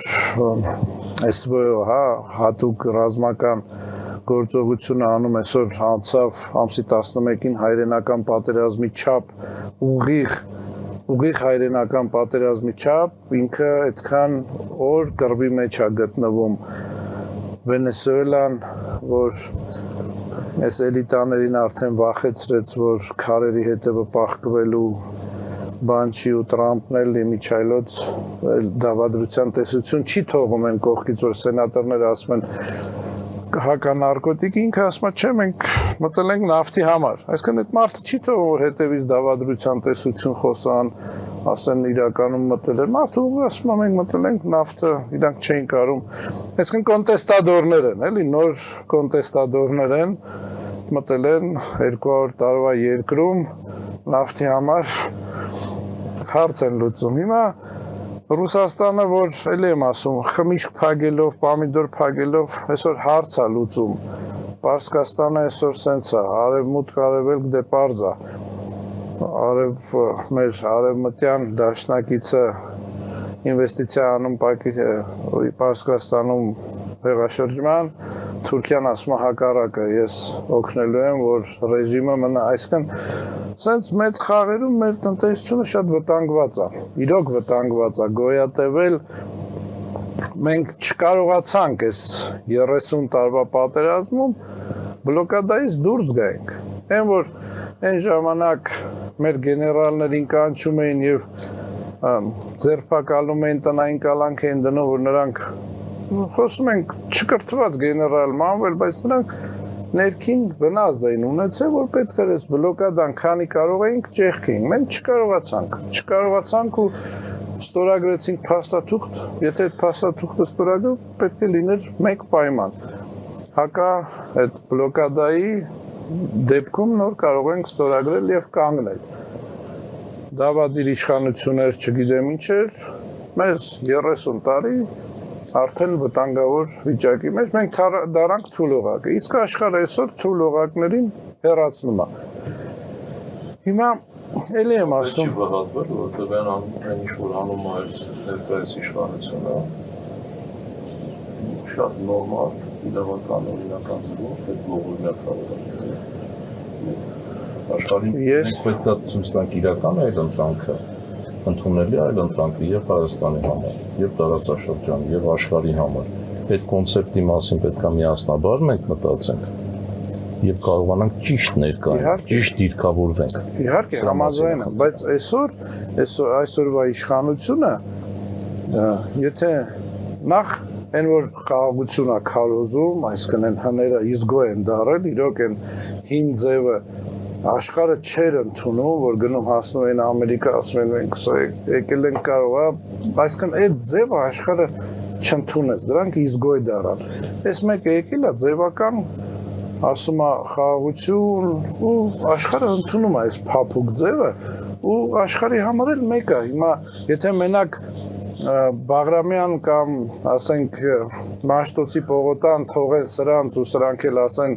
մենք Հայաստանի ղեկավար ենք, իրանք համաձայնվել են, դուրսն էլ ասել է դե եթե այդպես է համաձայնվեք։ Այսինքն մեր ծրագիրը իհարկե էլի եմ ասում, գոյատևել իրանց մոտ այս արտաքին քաղաքականության մեջ կա դրական բաներ գոյատևելու, հա, այս չգիտեմ գիտականորեն են անում, թե ներքին գազանի բնազդ է, բայց գալիս է մի մոմենտ, գալիս է մի պահ, որ այս իշխանության վարած քաղաքականությունը ուրիշի կոնֆլիկտը հրավիրելու է մեր հող։ Նամանավանդ, եթե հիմա Պարսկաստանում ասում եմ կտրուկ իշխանափոխություն լինի, Ռուսաստանից էլի եմ խոսալու ընդեղ հարց չկա, մարդիկ մտել էին ֆաշիզմի դեմ պայքարելու, այսօր իրանք ֆաշիստ են դարել, այսօր հիշում եմ այդ Խատինի ավերված տները մենակ ծխնելույզները ու նայում եմ Ուկրաինան նույնն է, այսինքն մենք շատ հասկանալի է։ Արդյոք մենք չենք գիտակցում, իսկապես չենք գիտակցում, որ խաղաղություն բառը ինքը շատ խաբուսիկ, իլյուզոր այո, իրաց մոտ զիջողականություն է։ Խաղաղությունը ինքը հետևանք է անվտանգության։ Իհարկե։ Մենք ոչ մեկս, նույնիսկ այդ գրագետ շերտը հասարակության, ես ապշում եմ ուղղակի մեր հանրության վրա, մտավորականությունը լռել է, ինձ պատիվ է վիճակվում տարվա մեջ գոնե 4 անգամ նրանց հետ շփվելու, իրենց փորձագետների հետ Ադրբեջանի, նաև թուրք փորձագետների հետ։ Պետության կողմից լիազորված անձինք, ովքեր ներկայացնում են Հայաստանի պետությունը, խաղաղություն բառից բացի ուրիշ բան չգիտեն, եւ ընդ որում իրենք են շեշտում Զանգեզուրի միջանցք, որ անթույլատրելի բառակապակցություն է։ Խաղաղությունը մենք պետք է հասկանանք, որ անվտանգության հետևանք է։ Ով պիտի խոսի անվտանգության մասին, այդ թվում եւ տնտեսական անվտանգության մասին։ Եթե այդ սպառնալիքները մենք չտեսնենք, չգնահատենք, դրան վնասազերծման ուղղված քայլեր չձեռնարկենք, չխաղաղության մասին է։ Ես արդեն սկզբում ասացի, կախվածություն են ստեղծելու, եթե զուտ տնտեսությունն ենք վերցնում, բայց տնտեսություն չկա բացարձակ առումով, կա քաղաքատնտեսություն։ Հետո նոր սոցիալական տնտեսություն։ Այդ քաղաքատնտեսությունը իրար կապակցված է։ Թրամփը այնքան գրագետ է, որ հստակ մարդկանց ասում է, այո, ոչ մի պատրանք չի թողնում։ Ասում է ռեսուրսների պայքար է ժամանակակից աշխարհը։ Ես ռեսուրսների համար բաց եւ արդար բիզնեսմենի, գործարարի տրամաբանությամբ պայքարում եմ եւ ՆԱՏՕ-ին չեմ տալիս ֆինանսավորում, որտեւ իմ հաշվին են ապրում։ Չեմ տալիս այն միություններին, USAID միություններին, որտեվ իմ հաշվին չգիտեմ ինչով են զբաղված։ Ես ունեմ խնդիր ամերիկացի ժողովրդին պահել բարձր մակարդակի վրա անվտանգություն եւ բարեկեցություն։ Ահա այն ինչի համար ցանկացած երկրի ղեկավար երթվում է սահմանադրության եւ սուրբ գրքի վրա ձեռքը դնելով։ Ես ունեմ խնդիր ձեզ խաղաղություն բերեմ, որ ձեզ չմորթեն։ Բայց անվտանգության արդյունքում դա պիտի լինի։ Որն է դա երաշխիքը։ Կներեք, ես ուզում եմ 2 րոպե ձեզնից խնդրեմ։ Տեսեք, եթե մենք գնում ենք այդ կապիկություն անելու ճանապարհով, կներեք, որ այսպես գրեիք ասում, բայց նմանակելով, հա, մյուսներին, թե ինչպես են մյուսները ճանապարհն անցել, գոնե գրագետ նմանակենք։ Եվրոպացիները չգնացին խաղաղության միանգամից, այլ գնացին սպառազինությունները վերահսկելու ճանապարհով, ուղղեք ինձ եթե սխալվում եմ։ 51 թվականին ստեղծեցին Ածխի եւ Պողպատի միությունը, Ածուխն ու Պողպատը ռազմաարդյունաբերության մեջ օգտագործվող ստրատեգիական հումքներ, սկսեցին վերահսկել մեկը մյուսի ռազմաարդյունաբերությունը, հետո 51-ից 57 թվական մեծ ճանապարհ անցան, որից հետո 57-ին Հռոմի դաշնագիրը ստորագրվեց, որից հետո նոր եկան ազատ շուկայի եւ այլ։ Այսինքն գոնե դաս սովորեն այս անգրագետ մարդիկ, հասկանան թե ինչ ճանապարհ են անցել ժամանակակից երկրները, ժամանակակից աշխարհը, ինչպես է եկել անվտանգության որոշակի կոնցեպտի, որը էլի խնդիրներ ունի, անգամ Եվրոպան այսօր խնդիրներ ունի, բայց գոնե կարողացել է մի քանի տասնամյակ պահել այդ ժողովուրդներին եւ բարեկեցությունը դրա շնորհիվ անվտանգության շնորհիվ բարձրացնել։ Մենք բաներ ունենք սովորելու մեր իսկ հայրերից, պապերից, պատմական Հայաստանից, երբ որ նայում ենք, Մատենադարանում ես տարիներ եմ անցկացրել հասկանալու, կարդալու, թե մենք ի վերջո ոնց են գոյատևել։ Չէ՞ որ դա պատահականություն չի կարող լինել եւ Աստծո կամքը իհարկե կա, բայց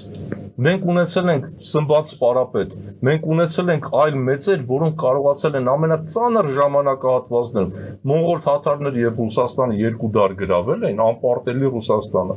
կարողացել է Կիլիկյան Հայաստան ոչ միայն փրկել այդ արհավիրքից, այլ նաեւ առաջ տանել։ Կարող ենք մենք տնտեսական դիվանագիտությամբ առաջ գնալ։ Այստեղ շատ ներողություն թող չստացվի գովազդ, բնավ։ Պարզապես ուզում եմ ասել, որ այդ 28 տարվա մեջ նաև մենք քննարկումներ ենք ունեցել իմ գործընկերների հետ Հայաստանում եւ դրսում եւ տեսլականը ֆիքսված է։ Կարող ենք ավելի լավ ձևակերպել, անենք, բայց առանց տեսլական ապրել չի կարելի, առանց զարգացման, ոչ միայն տնտեսական, պետության զարգացման։ Վերջացնում եմ։ Թուրքիան ունի կարմիր գիրք, 100-ամյակների համար գրված կարմիր գիրք, որը կարող է կոսմետիկ փոփոխությունների ենթարկվել ընդամենը մի քանի տասնամյակը մեկ անգամ։ 4 տարիներ նշեցիք։ Ինչի մասն է, ինչ 4 տարի։ Մենք չենք չհասկանանք, մեր եթե հին ժողովուրդ ենք, գոնե 10-20 տարի առաջ չնայենք, սա միտումնավոր է արվում, որպեսզի մենք իրականությունից կտրվենք եւ ընթացիկ հարցերի վրա մեր ուշադրությունը։ Որովհետեւ Թուրքիան ուզում է դառնա քաղաքակրթություն։ Դարձել է։ Ամերիկան առանձնանում է, առանձին քաղաքակրթություն է դարձել։ Եկեք բաց աչքերով նայեք Թուրքիան, 100 միլիոնանոց Թուրքիային։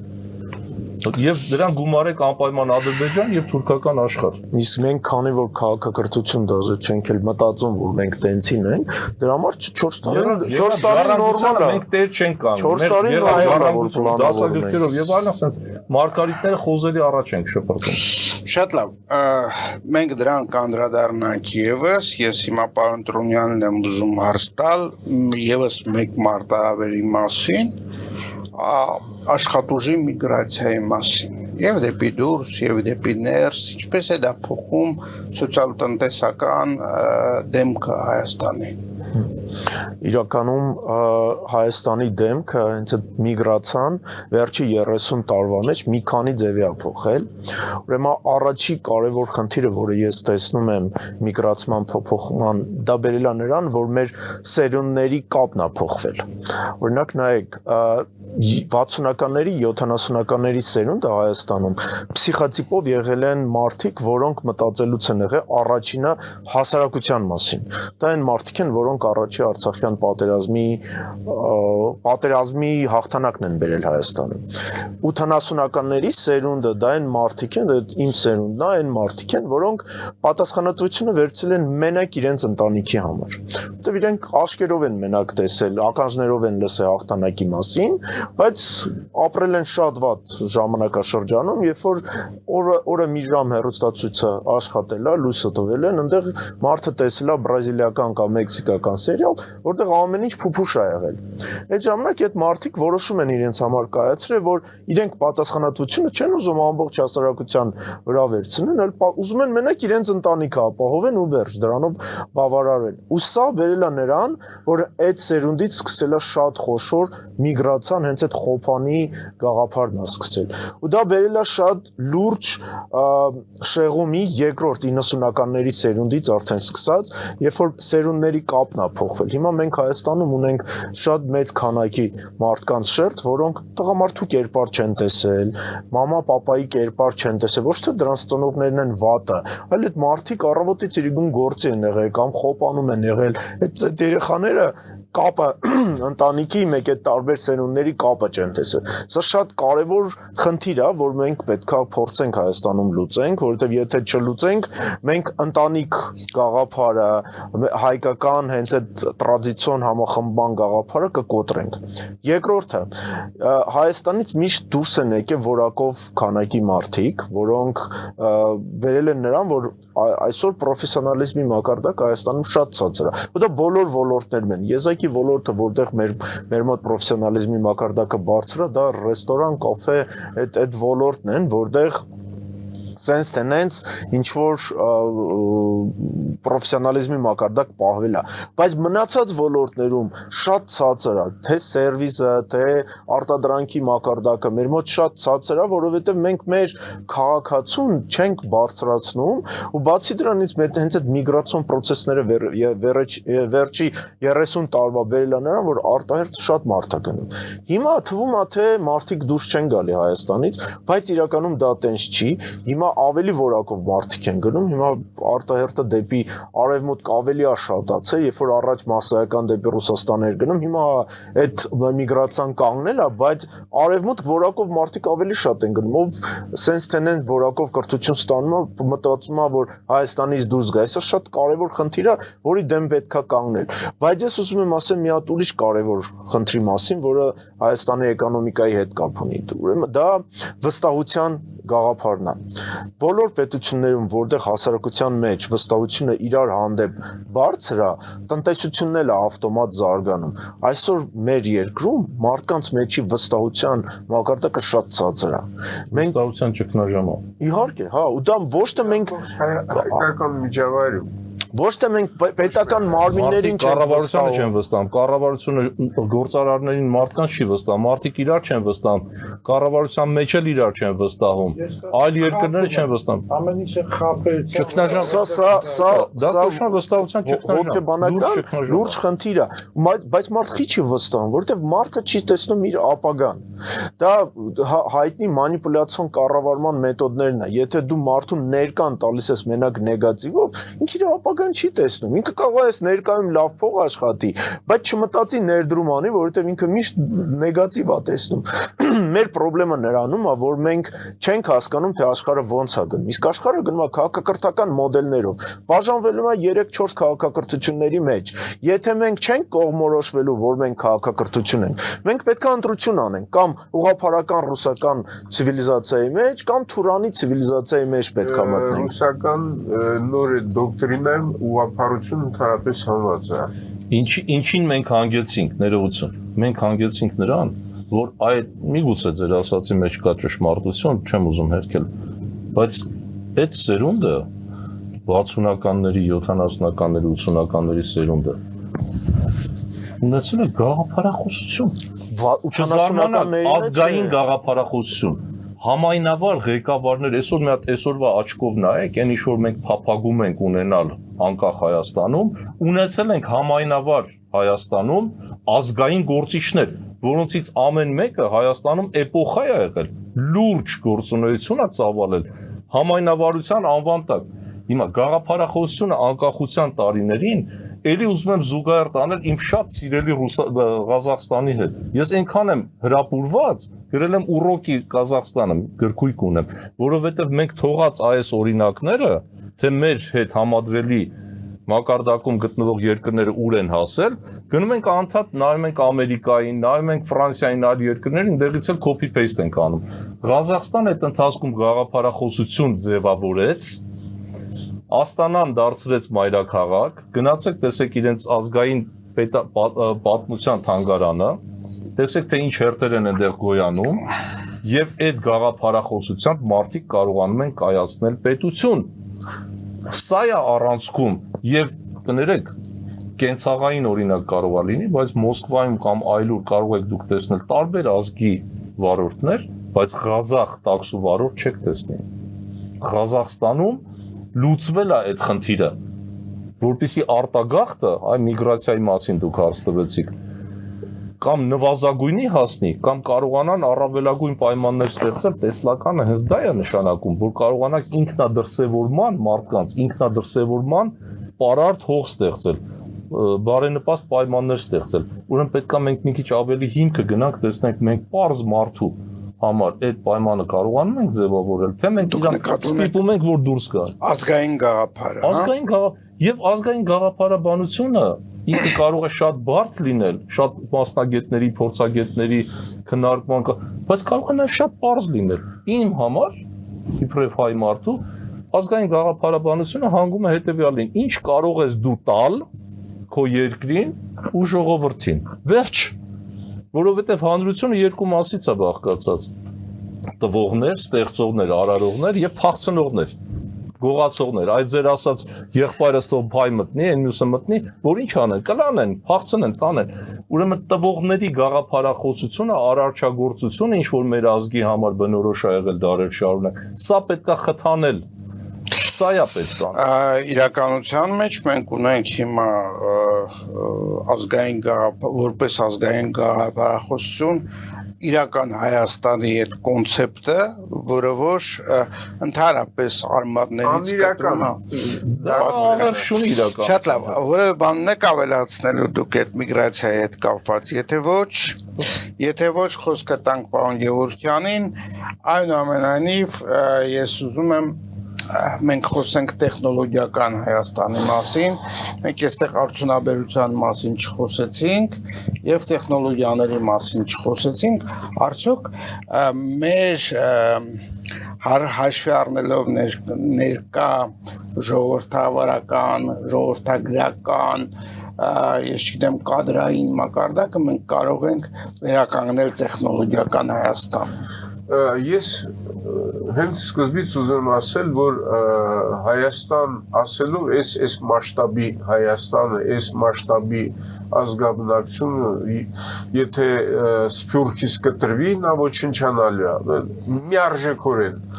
Այսինքն ես մի անգամուց ասեմ Հայաստան ասելով ես հասկանում ցանցային Հայաստան ամբողջ աշխարհում ինտեգրված, այդտեղ շատ մեծ ինտելեկտուալ ռեսուրսներ կան, որ մենք կարանք շատ արագ վերականգնենք։ Մենք կարանք 2 տարում այդ ամբողջ դասագրքերը լրիվ ռեֆորմանենք, փոխենք, հոյակապ դասագրքեր կան, ասենք, շվեյցարական, հարավկորեական եւ այլն, իսկական հանձնաժողով պրոֆեսիոնալ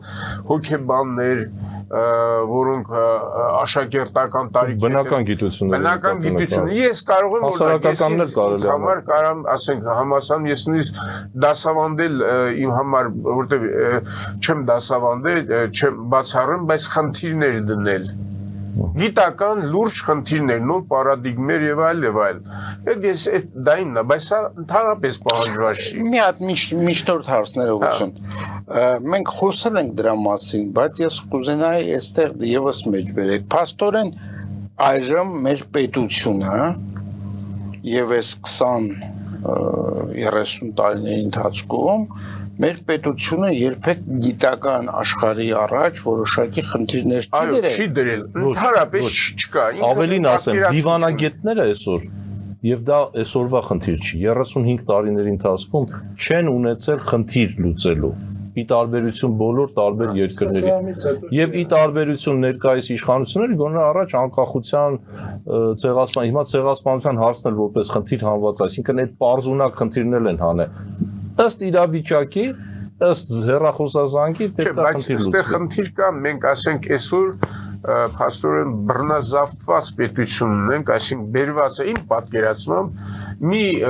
այսպես իշխանություն որ բացարձակապես կապ չունի ժողովրդի իրական Հայաստանի հետ կապ չունի իրական մարդկանց մտածելակերպի, հոգեբանության, ավանդույթների եւ այլն հետ բացարձակ նախորդներ ունեին իրոք տենց Եսի նկատում այս ամբողջ մի իշխանությունն է Լևոն Տեր-Պետրոսյանից սկսած մինչև այս անձը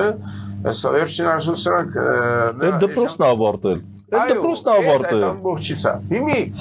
ունդեղի շրջանավարտ է լրջագույն տեխնոլոգիական հնարավորություններ ես ցավով ես այս երկու օր առաջ ասենք հանդիպել եմ մարդու հետ որը շփման մարդկանց հետ անմիջապես ընդհանրենք Իլոն Մասկի այդ շրջանակների հետ որոնք նորագույն տեխնոլոգիաներով հայ մարդիկ են էլ նստած ընդեր անմեն բայց բնական է սուբորդինացիաներ կա որ չեն կարող այդ մարդկանց վտանգենք անուններ հնչեցնել եւ այլ ես ես մի բան կներեք 5 տասնյակ ամենայն պատասխանատվությամբ եմ ասում 5 տասնյակ առանցքային մասնագետ ունենք Սիլիկոնյան հովտում որոնցից մեկին հանեք ժամացույցի մեխանիզմը չի աշխատելու այդ աստիճան արհեստական կադրային մասով եմ կա top 5 հայ որը այսօրվա արհեստական ինտելեկտի նյութագետներ կան օրինակ ասենք հիմի նայես ռուսական այդ ռազմարտունաբերության ճգնաժամն էլ որ սկսել է էլի քաղաքակրթական հայերի դերը էապես նվազացրել են մի խոսքով այդ կոռուպցիան խայտարակ մակարդակի է ես շփվում եմ աշխատում եմ իրենց հետ էլ տեսնեմ ինչ անկում է էլի դե գնում ոչ որտեղ Ռուսաստան հա բայց մենք կարող ենք իսկապես հենվելով հայքի վրա որը ամբողջ աշխարհն է մեր ցանցային ոնց որ ասենք բանը Թրամփ իր համար Վենեսուելան իր շահերի ոլորտն է մենք էլ ամբողջ աշխարհը պետք է նայենք մեր շահերի ոլորտը Ամերիկան այսօր ցանցային պետությունը հենց դրանով իր գաղափարախոսությամբ թվում է թե ամերիկացի որպես այդպեսի չկա բայց իրենցից ավելի հայրենասեր նույնպես չկա իրենից ավելի նպատակային գործող պետություն նույնպես չկա Կենորը նայում եմ Ղազախստան պատմաբաններին առաջացել որոնք արդեն խոսում են շումերից որպես բանը թուրքական եւ այլ այդ այն դեպքում երբ որ ստեղ ոչ ակադեմիական տիրույթում գիտնականներ ունենք եւ այլ հայագետներ ունենք որ այդ կապը հաստատել են հա որ ապացուցում են որ ասենք շումերական լեզուն 94%-ը Արմեն Դավթյանն է հիմնավորել, Արթուր Արմինն է հիմնավորել եւ հիմնավորում ով է նայում Այդ լսում։ մարդիկ դուրս են շպրտված, ընդհանրապես ակադեմիական ոլորտ չկա, այսինքն հետաքրություն չկա, էլ որ ասենք էքսպանսիան ենք։ Մենք ասենք մեզ արգելում են, պատկերացնում եք, ստեղից մածուն ենթադրենք արտահանել բան, Ռուսաստան, վրացիները ասում մածուն բապտի գրած մածունը մերն է, այ քեզ բան։ Իրանք մեր սիմվոլները, ասենք այդ հավերժության, իրաց դրամի վրա դրել են, մեր մոտից մի հատ ծպտուն չի լսվել։ Լավաշ ցանց կա, սննդի ցանց Ղազախստանում։ Թուրքերն են մենք էշիական ջոն քնած ենք, բայց պիտի անեն։ Բայց պիտի անեն։ Մենք բարձրանանք եւ այդ տեխնոլոգիական հարցերը ոչ թե ակադեմիական քաղաք հայտարարեն մի մարդ, որ ընդհանրապես գիտությունից կապ չունի, կրթությունից կապ չունի,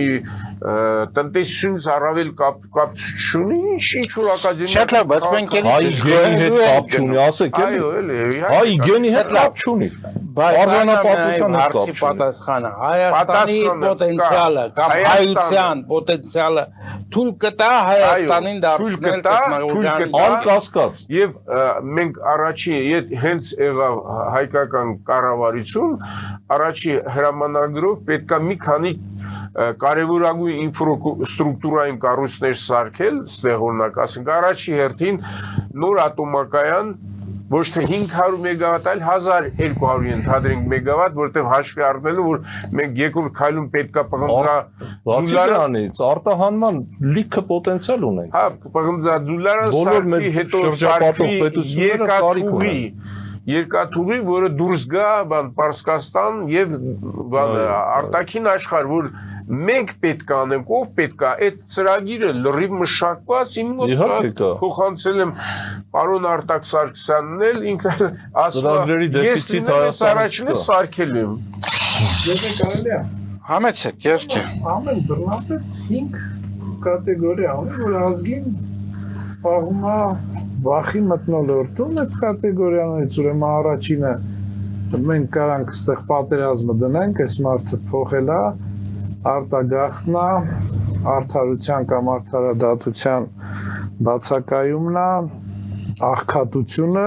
թեմա պատերազմ աղքատություն կարանք տեղերով փոխենք ու ապագայի անորոշությունը։ Հիմա այս մեր իշխանությունը հենց այս 5 գործոնը օգտագործելով մեր ազգին ցած պահելու է այս վախի մթնոլորտում, այս որ արտագաղթը լինի Դրան պետք է հավելել հավատքը կոտրելու բոլոր փորձերը մարդկանց մեջ։ Կարանք հավատքը արդեն կոտրված է, մենակ մեր մոտ չի կոտրված եւ ուղակի եւ անուղակի առումներով։ Եվ եկեղեցու դեմ եւ մարդկանց մեջ ուղղակի ուժերից։ Լավ, եթե դեմ չեք բանայք, անցնենք եզրափակիչ փուլին, ես ուզում եմ երկու հարց տալ ձեզ եւ բոլորին խնդրել անդրադառնալ այդ երկու հարցերին։ Առաջին ձևակերպումը հետևյալն է, Հայաստանը 5 տարի անց ձեր կարծիքով տեխնոլոգիական կենտրոն, թե տարանցիկ էլեկտրիկետ։ Եվ երկրորդ հարցը, ինչ թե դուք ավելի կարևոր համարում այսօր, արդարությունը ներքին, թե արտաքին ներդրումները։ Այս երկու հարցի վրա խնդրեմ կառուցեք ձեր խոսքը, պարոն Գևորգյան, արդարությունը կարևորագույն հանգուցային հարց է, եթե արդարություն չեղավ, որևէ ներդրում չի փրկի։ Օրինակ ասենք մի բան արդարությունը քաղաքակրթական կարևորագույն բան է, կետ է, էլի, եթե քաղաքակրթություն չլինի, ոչ մի տեխնոլոգիական առաջընթաց չի կարա, ասենք, պետությունները պահպանել։ Օրինակ ես նայում եմ, անկեղծորեն իմ ընկերներին էլ եմ ասում եւ ամերիկացի բարձրաշան մարդկանց ասեմ, եթե դուք հիմի այն ամերիկան, որ եղել է Վիլսոնի ժամանակ, այդ իրենց պատկերացումները մարդկության բան եւ այլ վերաբերյալ, որ ամերիկացիները ամեն մեկը իրեն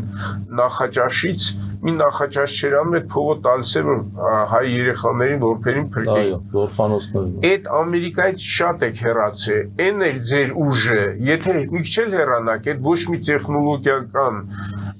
առաջընթացը չի փրկելու, մասնատվելու է, քայքայվելու է, Ամերիկան էլ չի մնա։ Դրա համար մեր իրականության համար հայկական արդարությունը կարևորագույն խնդիր է։ Մենք ամենուրեք տեսնում ենք անարդարություն։ Բացարձակ։ Դրա համար այդ հասկանալի է ձեր պատասխանը։ Տեխնոլոգիական կենտրոն եւ առևտուր։ Ես իհարկե լավատես եմ հասկանում եմ մենք որ իջել ենք ամենացածր կետին եւ պետքա այս մտածողությունից վերջնականապես ձերբազատվենք գա ազգային նորմալ, ես որ ասում եմ ազգային ոչ թե ազգայնական, ազգային մեր ազգային պատկերացումները Ինչ ենք վախենում ազգայնականից, ազգայնականը փրկություն է, այսօր ինքնամաքրման մեր լուրջ ճանապարհն է, որտեղ չափանիշները հստակ են եւ այլն, այդ դեպքում ես վստահ եմ որ 5 տարում մենք կունենանք այն առաջընթացը եւ ստեղ կունենանք բնակչության մեր գնահատական ու էլ հայ բնակչություն հետ գա մասնավորապես ներգաղթ կունենանք իրապես ասենք կարող ենք 5 տարվա մեջ հավաքել մոտարպես մի 6 միլիոն բնակչություն կրկնապատկել, որը շատ լավ հիմք կծառայի որպեսզի նոր առաջընթաց գրանցենք մարդկային որակի բարձրացման ուղղությամբ եւ ասենք արդեն հնարավորություն կունենանք մտածենք 10 եւ 50 տարի հեռահարության խնդիրներ լուծելու համար։ Շատ լավ, պարոն Տրունյան, ձեր պատկերացումը։ Իհարկե արդարությունը, որովհետև արդարության մեջ մտնում է քո դատական համակարգը ոնց է աշխատում, իսկ եթե այդ համակարգը չի աշխատում, դու քո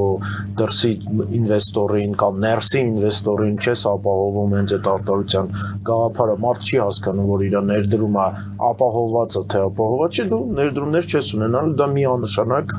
մենակ արդարությունն է։ Երկրորդը ես ավելի օպտիմիստ եմ, ես տեսնում եմ Հայաստանում, որ կա պոտենցիալ, որ մեր տեխնոլոգիական զարգացումը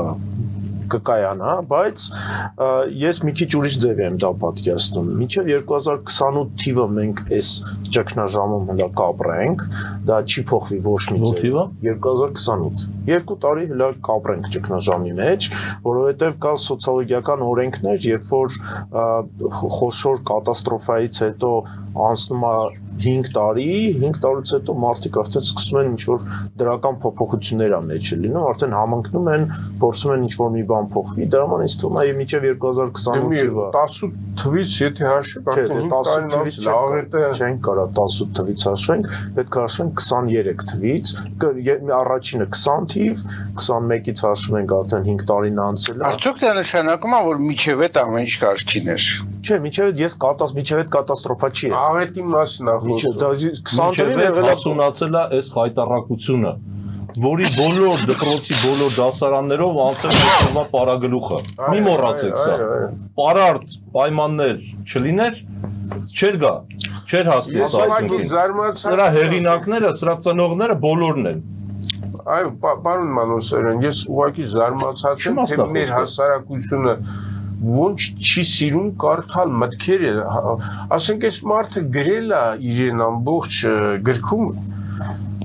մի նախադասություն կա հանել, դնել, բոլորը ստիպել, որ կարդան, գուցե հասկանան, թե ինքը ասել է ինչա լինելու։ Բայց մեկ չէ, նույնիսկ ասենք կրթված մարդուն ասեն, բայց ինքը իրեն գրքում, ես չգիտեմ ինչ, այդ բանում ինքը նշել է, թե ինչ է լինելու Հայաստանի հետ և ինքը ինչ է անելու։ Չի ուզում կարդա, գրագետ մարդը չի ուզում կարդա։ Ով չի կարդացել, չի կարդա, ով կարդացել է գիտի ինչա։ Դուք հիմա քարոզում եք, որ բոլորը կարդան այդ գիրքը։ Չէ, բավական Եվ առաջնորդվեն դրանով։ Եթե պարոն Տրունյանը վերջացրեց։ Այո, պարոն Տրունյան։ Բայց 28-ից հետո ես հույս ունեմ, որ ինչ-որ դրական փոփոխություն կլինի, մեր տեխնոլոգիական պոտենցիալը շատ բարձր է, մենք եւ արհեստական ինտելեկտի մեջ ունենք ներդրումներ եւ տեխնոլոգիական ոլորտում, բայց այս ամենը որ կայացվի, պետք է Հայաստանում առաջինը հենց այդ ինքնավստահությունը մարդկանց մեջ բարձրանա։ Երկրորդն էլ հենց այդ արդարության գաղափարը բարձրանա, որ մարդը իրեն զգա մարդ։ Շատ լավ պարոն Սարգսյան ձեր պատասխանը։ Արդարությունը դա փիլիսոփայական գաղափար է, ոնց որ սեր կամ որպեսի արդարությունը կայանա, պետք է նա վերածվի արդարադատության։ Եթե քո երկրում չկա արդարադատություն, այն մարդը որ զենքը վերցնում է, գնում է մյուսին խփում է, դա արդարադատության բացակայությունն է, նա ներկայությունն է։ Եթե մեղավորին խփում են, չմոռանան Գերմանիայում, եթե դա հեքիաթ չի, ոչ էլ անեկդոտ է, երբ որ ավտոբուսի համար չվճարածին, այդ զենքով խփել են, նայած ում են խփել։ Մեզ թվում է հարյուրավոր մարդկանց են խփել, չէ, մի քանի հոգու են խփել, բայց դա ես ուզում եմ հակադրվել ձեր ամենայն հարգանքով ձեզ։ Եթե մենք տվեցինք իրավունքը, լավագույն գաղափարախոսությունը, բայց դա չկատարելու համար պատասխանատվություն չնախատեսեցինք, ոչ մի բան էլ չի լինելու։ Այդ դրա համար երբեմն այդ կետադրությունը Սևակի ասած հրացանից արձակվող կետադրությունը մեզ օգնելու է ամրագրել դա։ Հենց արդարադատություն, եթե խոսանք արդարությունից, մենք ինչ-որ փիլիսոփայական թեզերի մեջ ենք մտնելու, արդարադատություն էլ եմ ասում։ Մարդ, որ զենքը վերցնում է, այսօր գնում մյուսին խփում է, գիտի, որ դատարանը արդար չի, արդարադատություն չկա, արդարացնելու է, ասենք, նոր տարվա օրը պարեկները մեր փողոցի վրա 50,000, 200,000 տուգանք էին գրում, որպեսզի այդ հրավառություն էին անում, մի 20 մետր ենքում մարդ գնդակահարեցին վրացական փողոցի հենց վրա, այդ քրեական հեղինակություն են ասում Չաղ Ռուստամի հոր, այսինքն պարեկները 50,000-ի տուգանք էին գրում երեխաների ծնողներին այդ հրավառության համար, իսկ այնտեղ մարդ էին գնդակահարում, ուզում ասեմ, եթե չլինի արդարադատություն, ինչքան է խոսանք արդարությունից, դա վերացական ինչ-որ թեզեր է։ Եղել է նախորդ իշխանությունների ժամանակ։ Ընտրապայքարի ժամանակ մարդիկ հավաքված են Մերգելյան ինստիտուտի բակում, ընտրական հանդիպում է։ Դրանից 20 մետր են կողմի վրա իմ հակառակորդը մեկին սպանեց։ Մի հատ էլ շատ ինչ եղավ։ Ոչ մի բան, բացարձակ ազատության։ Որը ես ուզում եմ համակարգն է։ Թողենք պարոն Սարգսյան։ Համակարգն է, չի կարա 4 անգամ ժողովուրդը սխալվեր, չէր կարա 4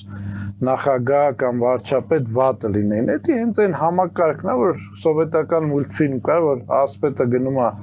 հրեշին սպանելու, ինքը հրեշ է։ Չինական պատմություն է իրականում։ Ես զգացել եմ իմ կաշվի վրա Կենիայում, երբ որ զգում ես, որ ժողովրդից կտրվում ես, մի հատ վատ զգացմունք է քո մեջ գալիս, որ ինչ ասում ես, դու ճիշտ ես։ Եթե այդ զգացմունքի վրա չկարող ես, կարողացա իմ վրա։ Հակակշիռներ են պետք։ Ու կողքդ 10-20 հոգի հավաքում է թագավոր ջան, դու Շեֆ ջան։ Հա, շեֆ ջան, թագավոր ջան, հա։ Ու դառնում են ինչ-որ այսօր ունենք սխալ որոշումներ, ժողովրդից կտրված, իրականությունից կտրված, նույնն էլ ընդդիմության մեջ է։ Հիմա ժողովուրդը ինձ հարց է տալիս, դուք ընդդիմություն եք, թե երրորդ ուժ եք։ Տեսեք, արդեն ժողովրդի մոտ գալիս է մի բան, որ ընդդիմություն բառը արդեն ամոթ է։ Ինձ հարց են տալիս, ասում են, պարոն Սարգսյան, դուք երրորդ ուժ եք, թե ընդդիմություն եք։ Ես այս բան մենակ Հայաստանում եմ տեսել։ Ես մենակ Հայաստանում եմ տեսել, որ պետությունը ընդդիմությունին ասի, եկեք ընտրություն անենք, ընդդիմությունը վախենա։ Ես մենակ Հայաստանում եմ տեսել, որ ես 2 շաբաթ շուտ ասում եմ, հեսա սրանք պարգևավճար են ստանում, ասում են, չէ, հետո լրիվ պարգևավճար են ստանում։ Մենք լինելով մեծամասնությամբ, քանակությամբ, հա, Կիկույու ցեղը ու մասային էլ միանում էր 100% հաղթանակ էինք տանում, վախենում էինք հայտարարենք։ Եվ մի վարքյան հետո ընդդիմությունը ասում էր նոր ընտրություններ կատարեք, սխալ է։ Ուզում ասեմ, մենակ Հայաստանում sense բաներ կա, ասում են նոր գաղափար է իմ մոտ եկել ժողովրդից, ասում են դուք ընդդիմություն եք, թե երրորդ ուժ եք։ Հասկանում եք, ընդդիմություն լինելը ամոթ է դառել, տենց են աղավար։ Ես ինչպես եք տեսնում, այսպիսի ընդդիմություն պետք չէ։ Ես կասեմ ձեր հարցին, որ Հայաստանը թե բարձր տեխնոլոգիաներ, թե ռեէքսպորտի երկիր պետք է դառնա,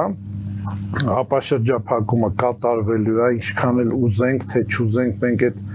հարցը չկարողացանք 30 քանի տարում լուծել, ասում եմ, այն ժամանակ պետք է չկանգնեինք մենք, այն 90-ականներին պետք է չկանգնեինք, պետք է ապաշրջափակման մենակ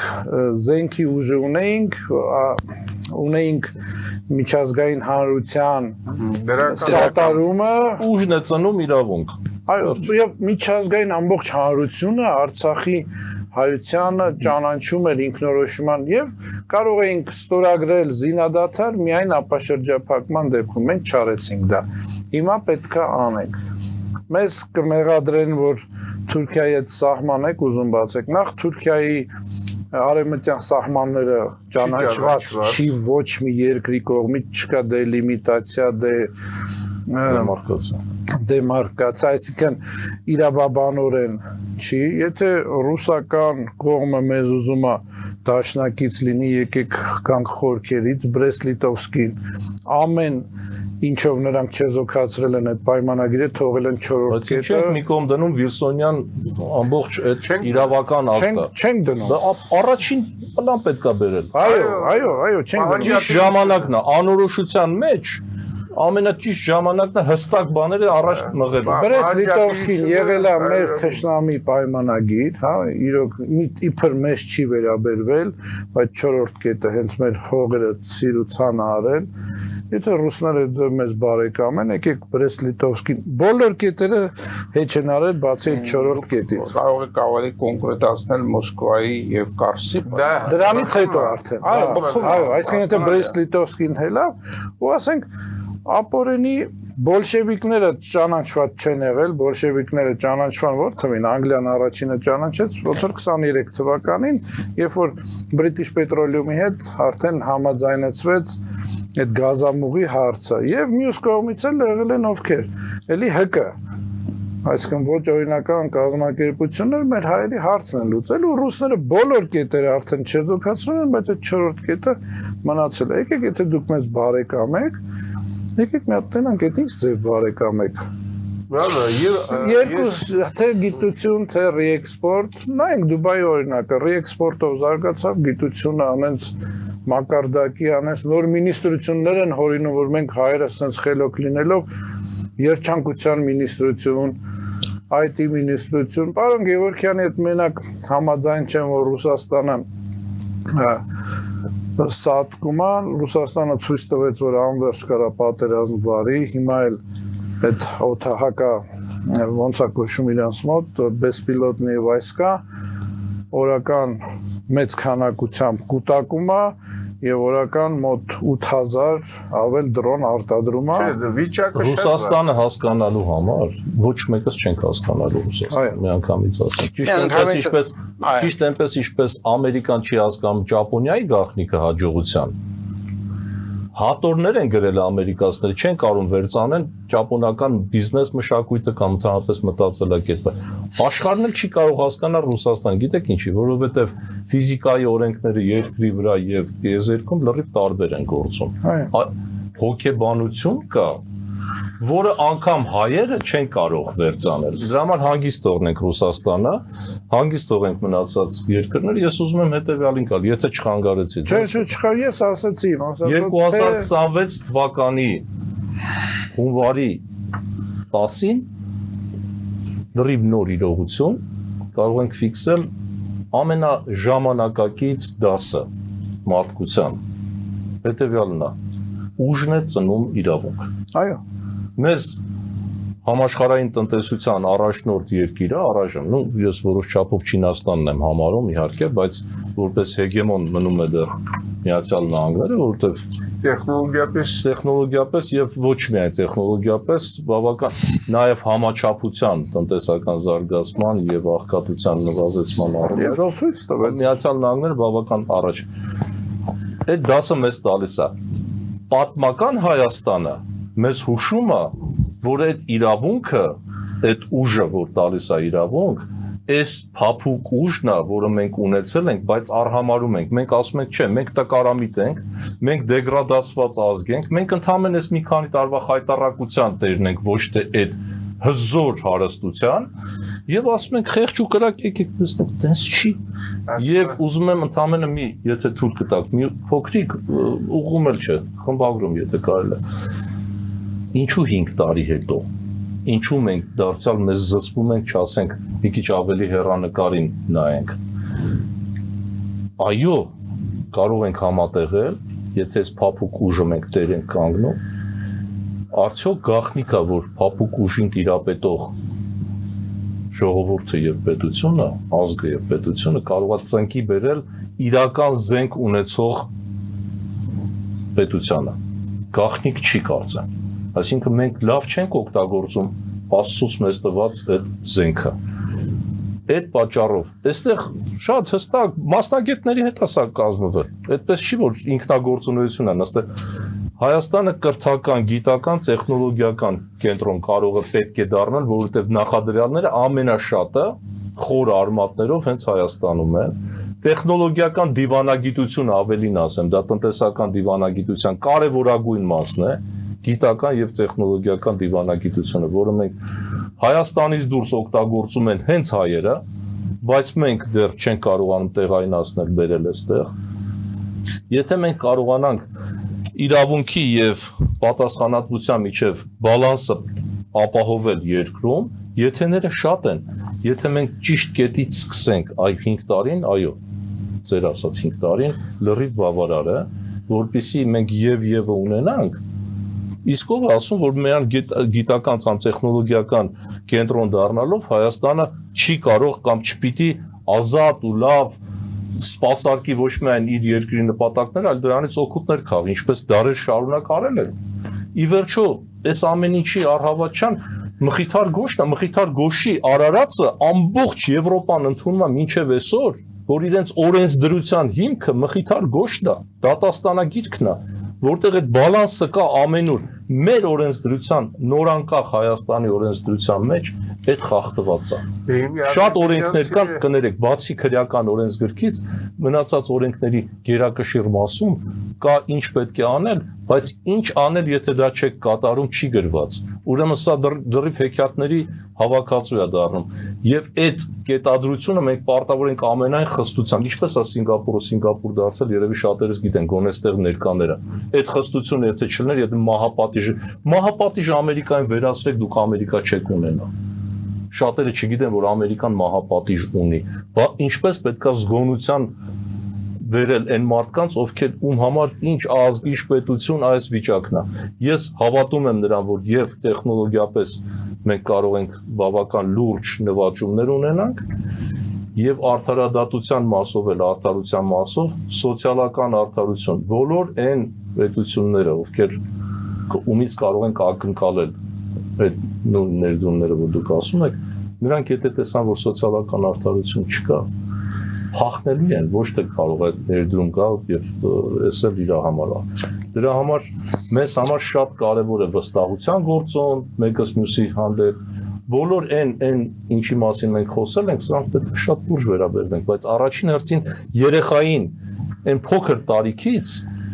մանկապարտեզից, Բանգալորը դարձել գիտեք, մանկապարտեզից եւ արդարության սկզբունքներից է եկել, որովհետեւ արդար կարողացել են զատել բնական ճանապարհով այս երեխայի մեջ ինչ հատկություններ, ինչ շնորհներ կան դրված, որ մենք դրան տանենք IT ոլորտ, թե թողենք ինքը իրենով ուրիշ ոլորտներ։ Պետությունը պետք է զբաղվի բազգային գաղափարաբանությունը ծնողների, մենակ ծնողների վրա։ Իսկ բանը մեր ԿԳՄՍ նախարարը ասում է մենք պետք է ընդունենք փաստ, որ արդեն իրականություն, որ թմրադեղը արդեն հայտնվել է դպրոցում, պատկերացնեք։ Իրենց դպրոցում, իրենց սարքած դպրոցում, մեր դպրոցում նման բան չի կարող լինել։ Այսօր մենք այդ դպրոցում ենք մեր երեխեքին տալիս սովորելու եւ ինքը ասում է դա արդեն պետք է որպես իրական Հայաստանի կարևոր մաս ընդունել։ Շնորհակալություն, պարոն Այկ, եթե որևէ բան եք ասելու, որը մեկը շատ կարճ, եթե ոչ, ես ուզում եմ խոր շնորհակալություն հայտնել ձեզ բոլորին մեր հաղորդմանը մասնակցելու համար, ես կարծում եմ հետաքրքիր հաղորդում ստացվեց եւ մեր հեռուստադիտողները նայելով այս հաղորդումը մտածելու շատ բան ունեն։ Ես կարծում եմ մենք առիթ կունենալ շարունակել այս գլուխ սեղանը, գուցե տարբեր մարդկանցով, բայց այս ֆորմատով հարցերը այսպես արմատական քննարկելու եւ արմատական ելքի ճանապարհը ցույց տալու առումով։ Ուրեմն սիրելի հեռուստադիտողներ, սրանով հաղորդումը ավարտվում է։ Ես փորձեմ հիշեցնել մեր բանախոսներին։ Մեր բանախոսներն են Թաթուլ Մանասերյանը, տնտեսագիտության դոկտոր, Հայկ Տրունյանը, սոցիոլոգիայի գիտությունների տեխնացու, Աշոտ Գևորգյանը, ֆիզմատ գիտությունների տեխնացու եւ վեբար գիտությունների դոկտոր, շատ ներողություն, ես իջեցրի դեր ստատուսը չնայած նոր օրենքով ճիշտ է, ոչ դոկտոր, ոչ պրոֆեսոր ասել։ Արդեն ձեր դոկտորականը իր իմաստը կորսեց, որովհետեւ նոր օրենքով մենք տեխնացուները հիշել հիմա ենք դոկտոր են համարվում եւ պարոն Արտակ Սարգսյանը ուրեմն որի ստեղծած կուսակցությունը Քոչարի ազգային վերածնունդ կոչագրությունը պետք է մասնակցի 2026 թվականի ընտրություններին հաղթելու ցանկությամբ։ Սրանով հաղորդումը ավարտում եմ, սիրելի բարեկամներ, մաղթում եմ ձեզ ամենայն բարիք եւ մինչեւ նոր հանդիպում։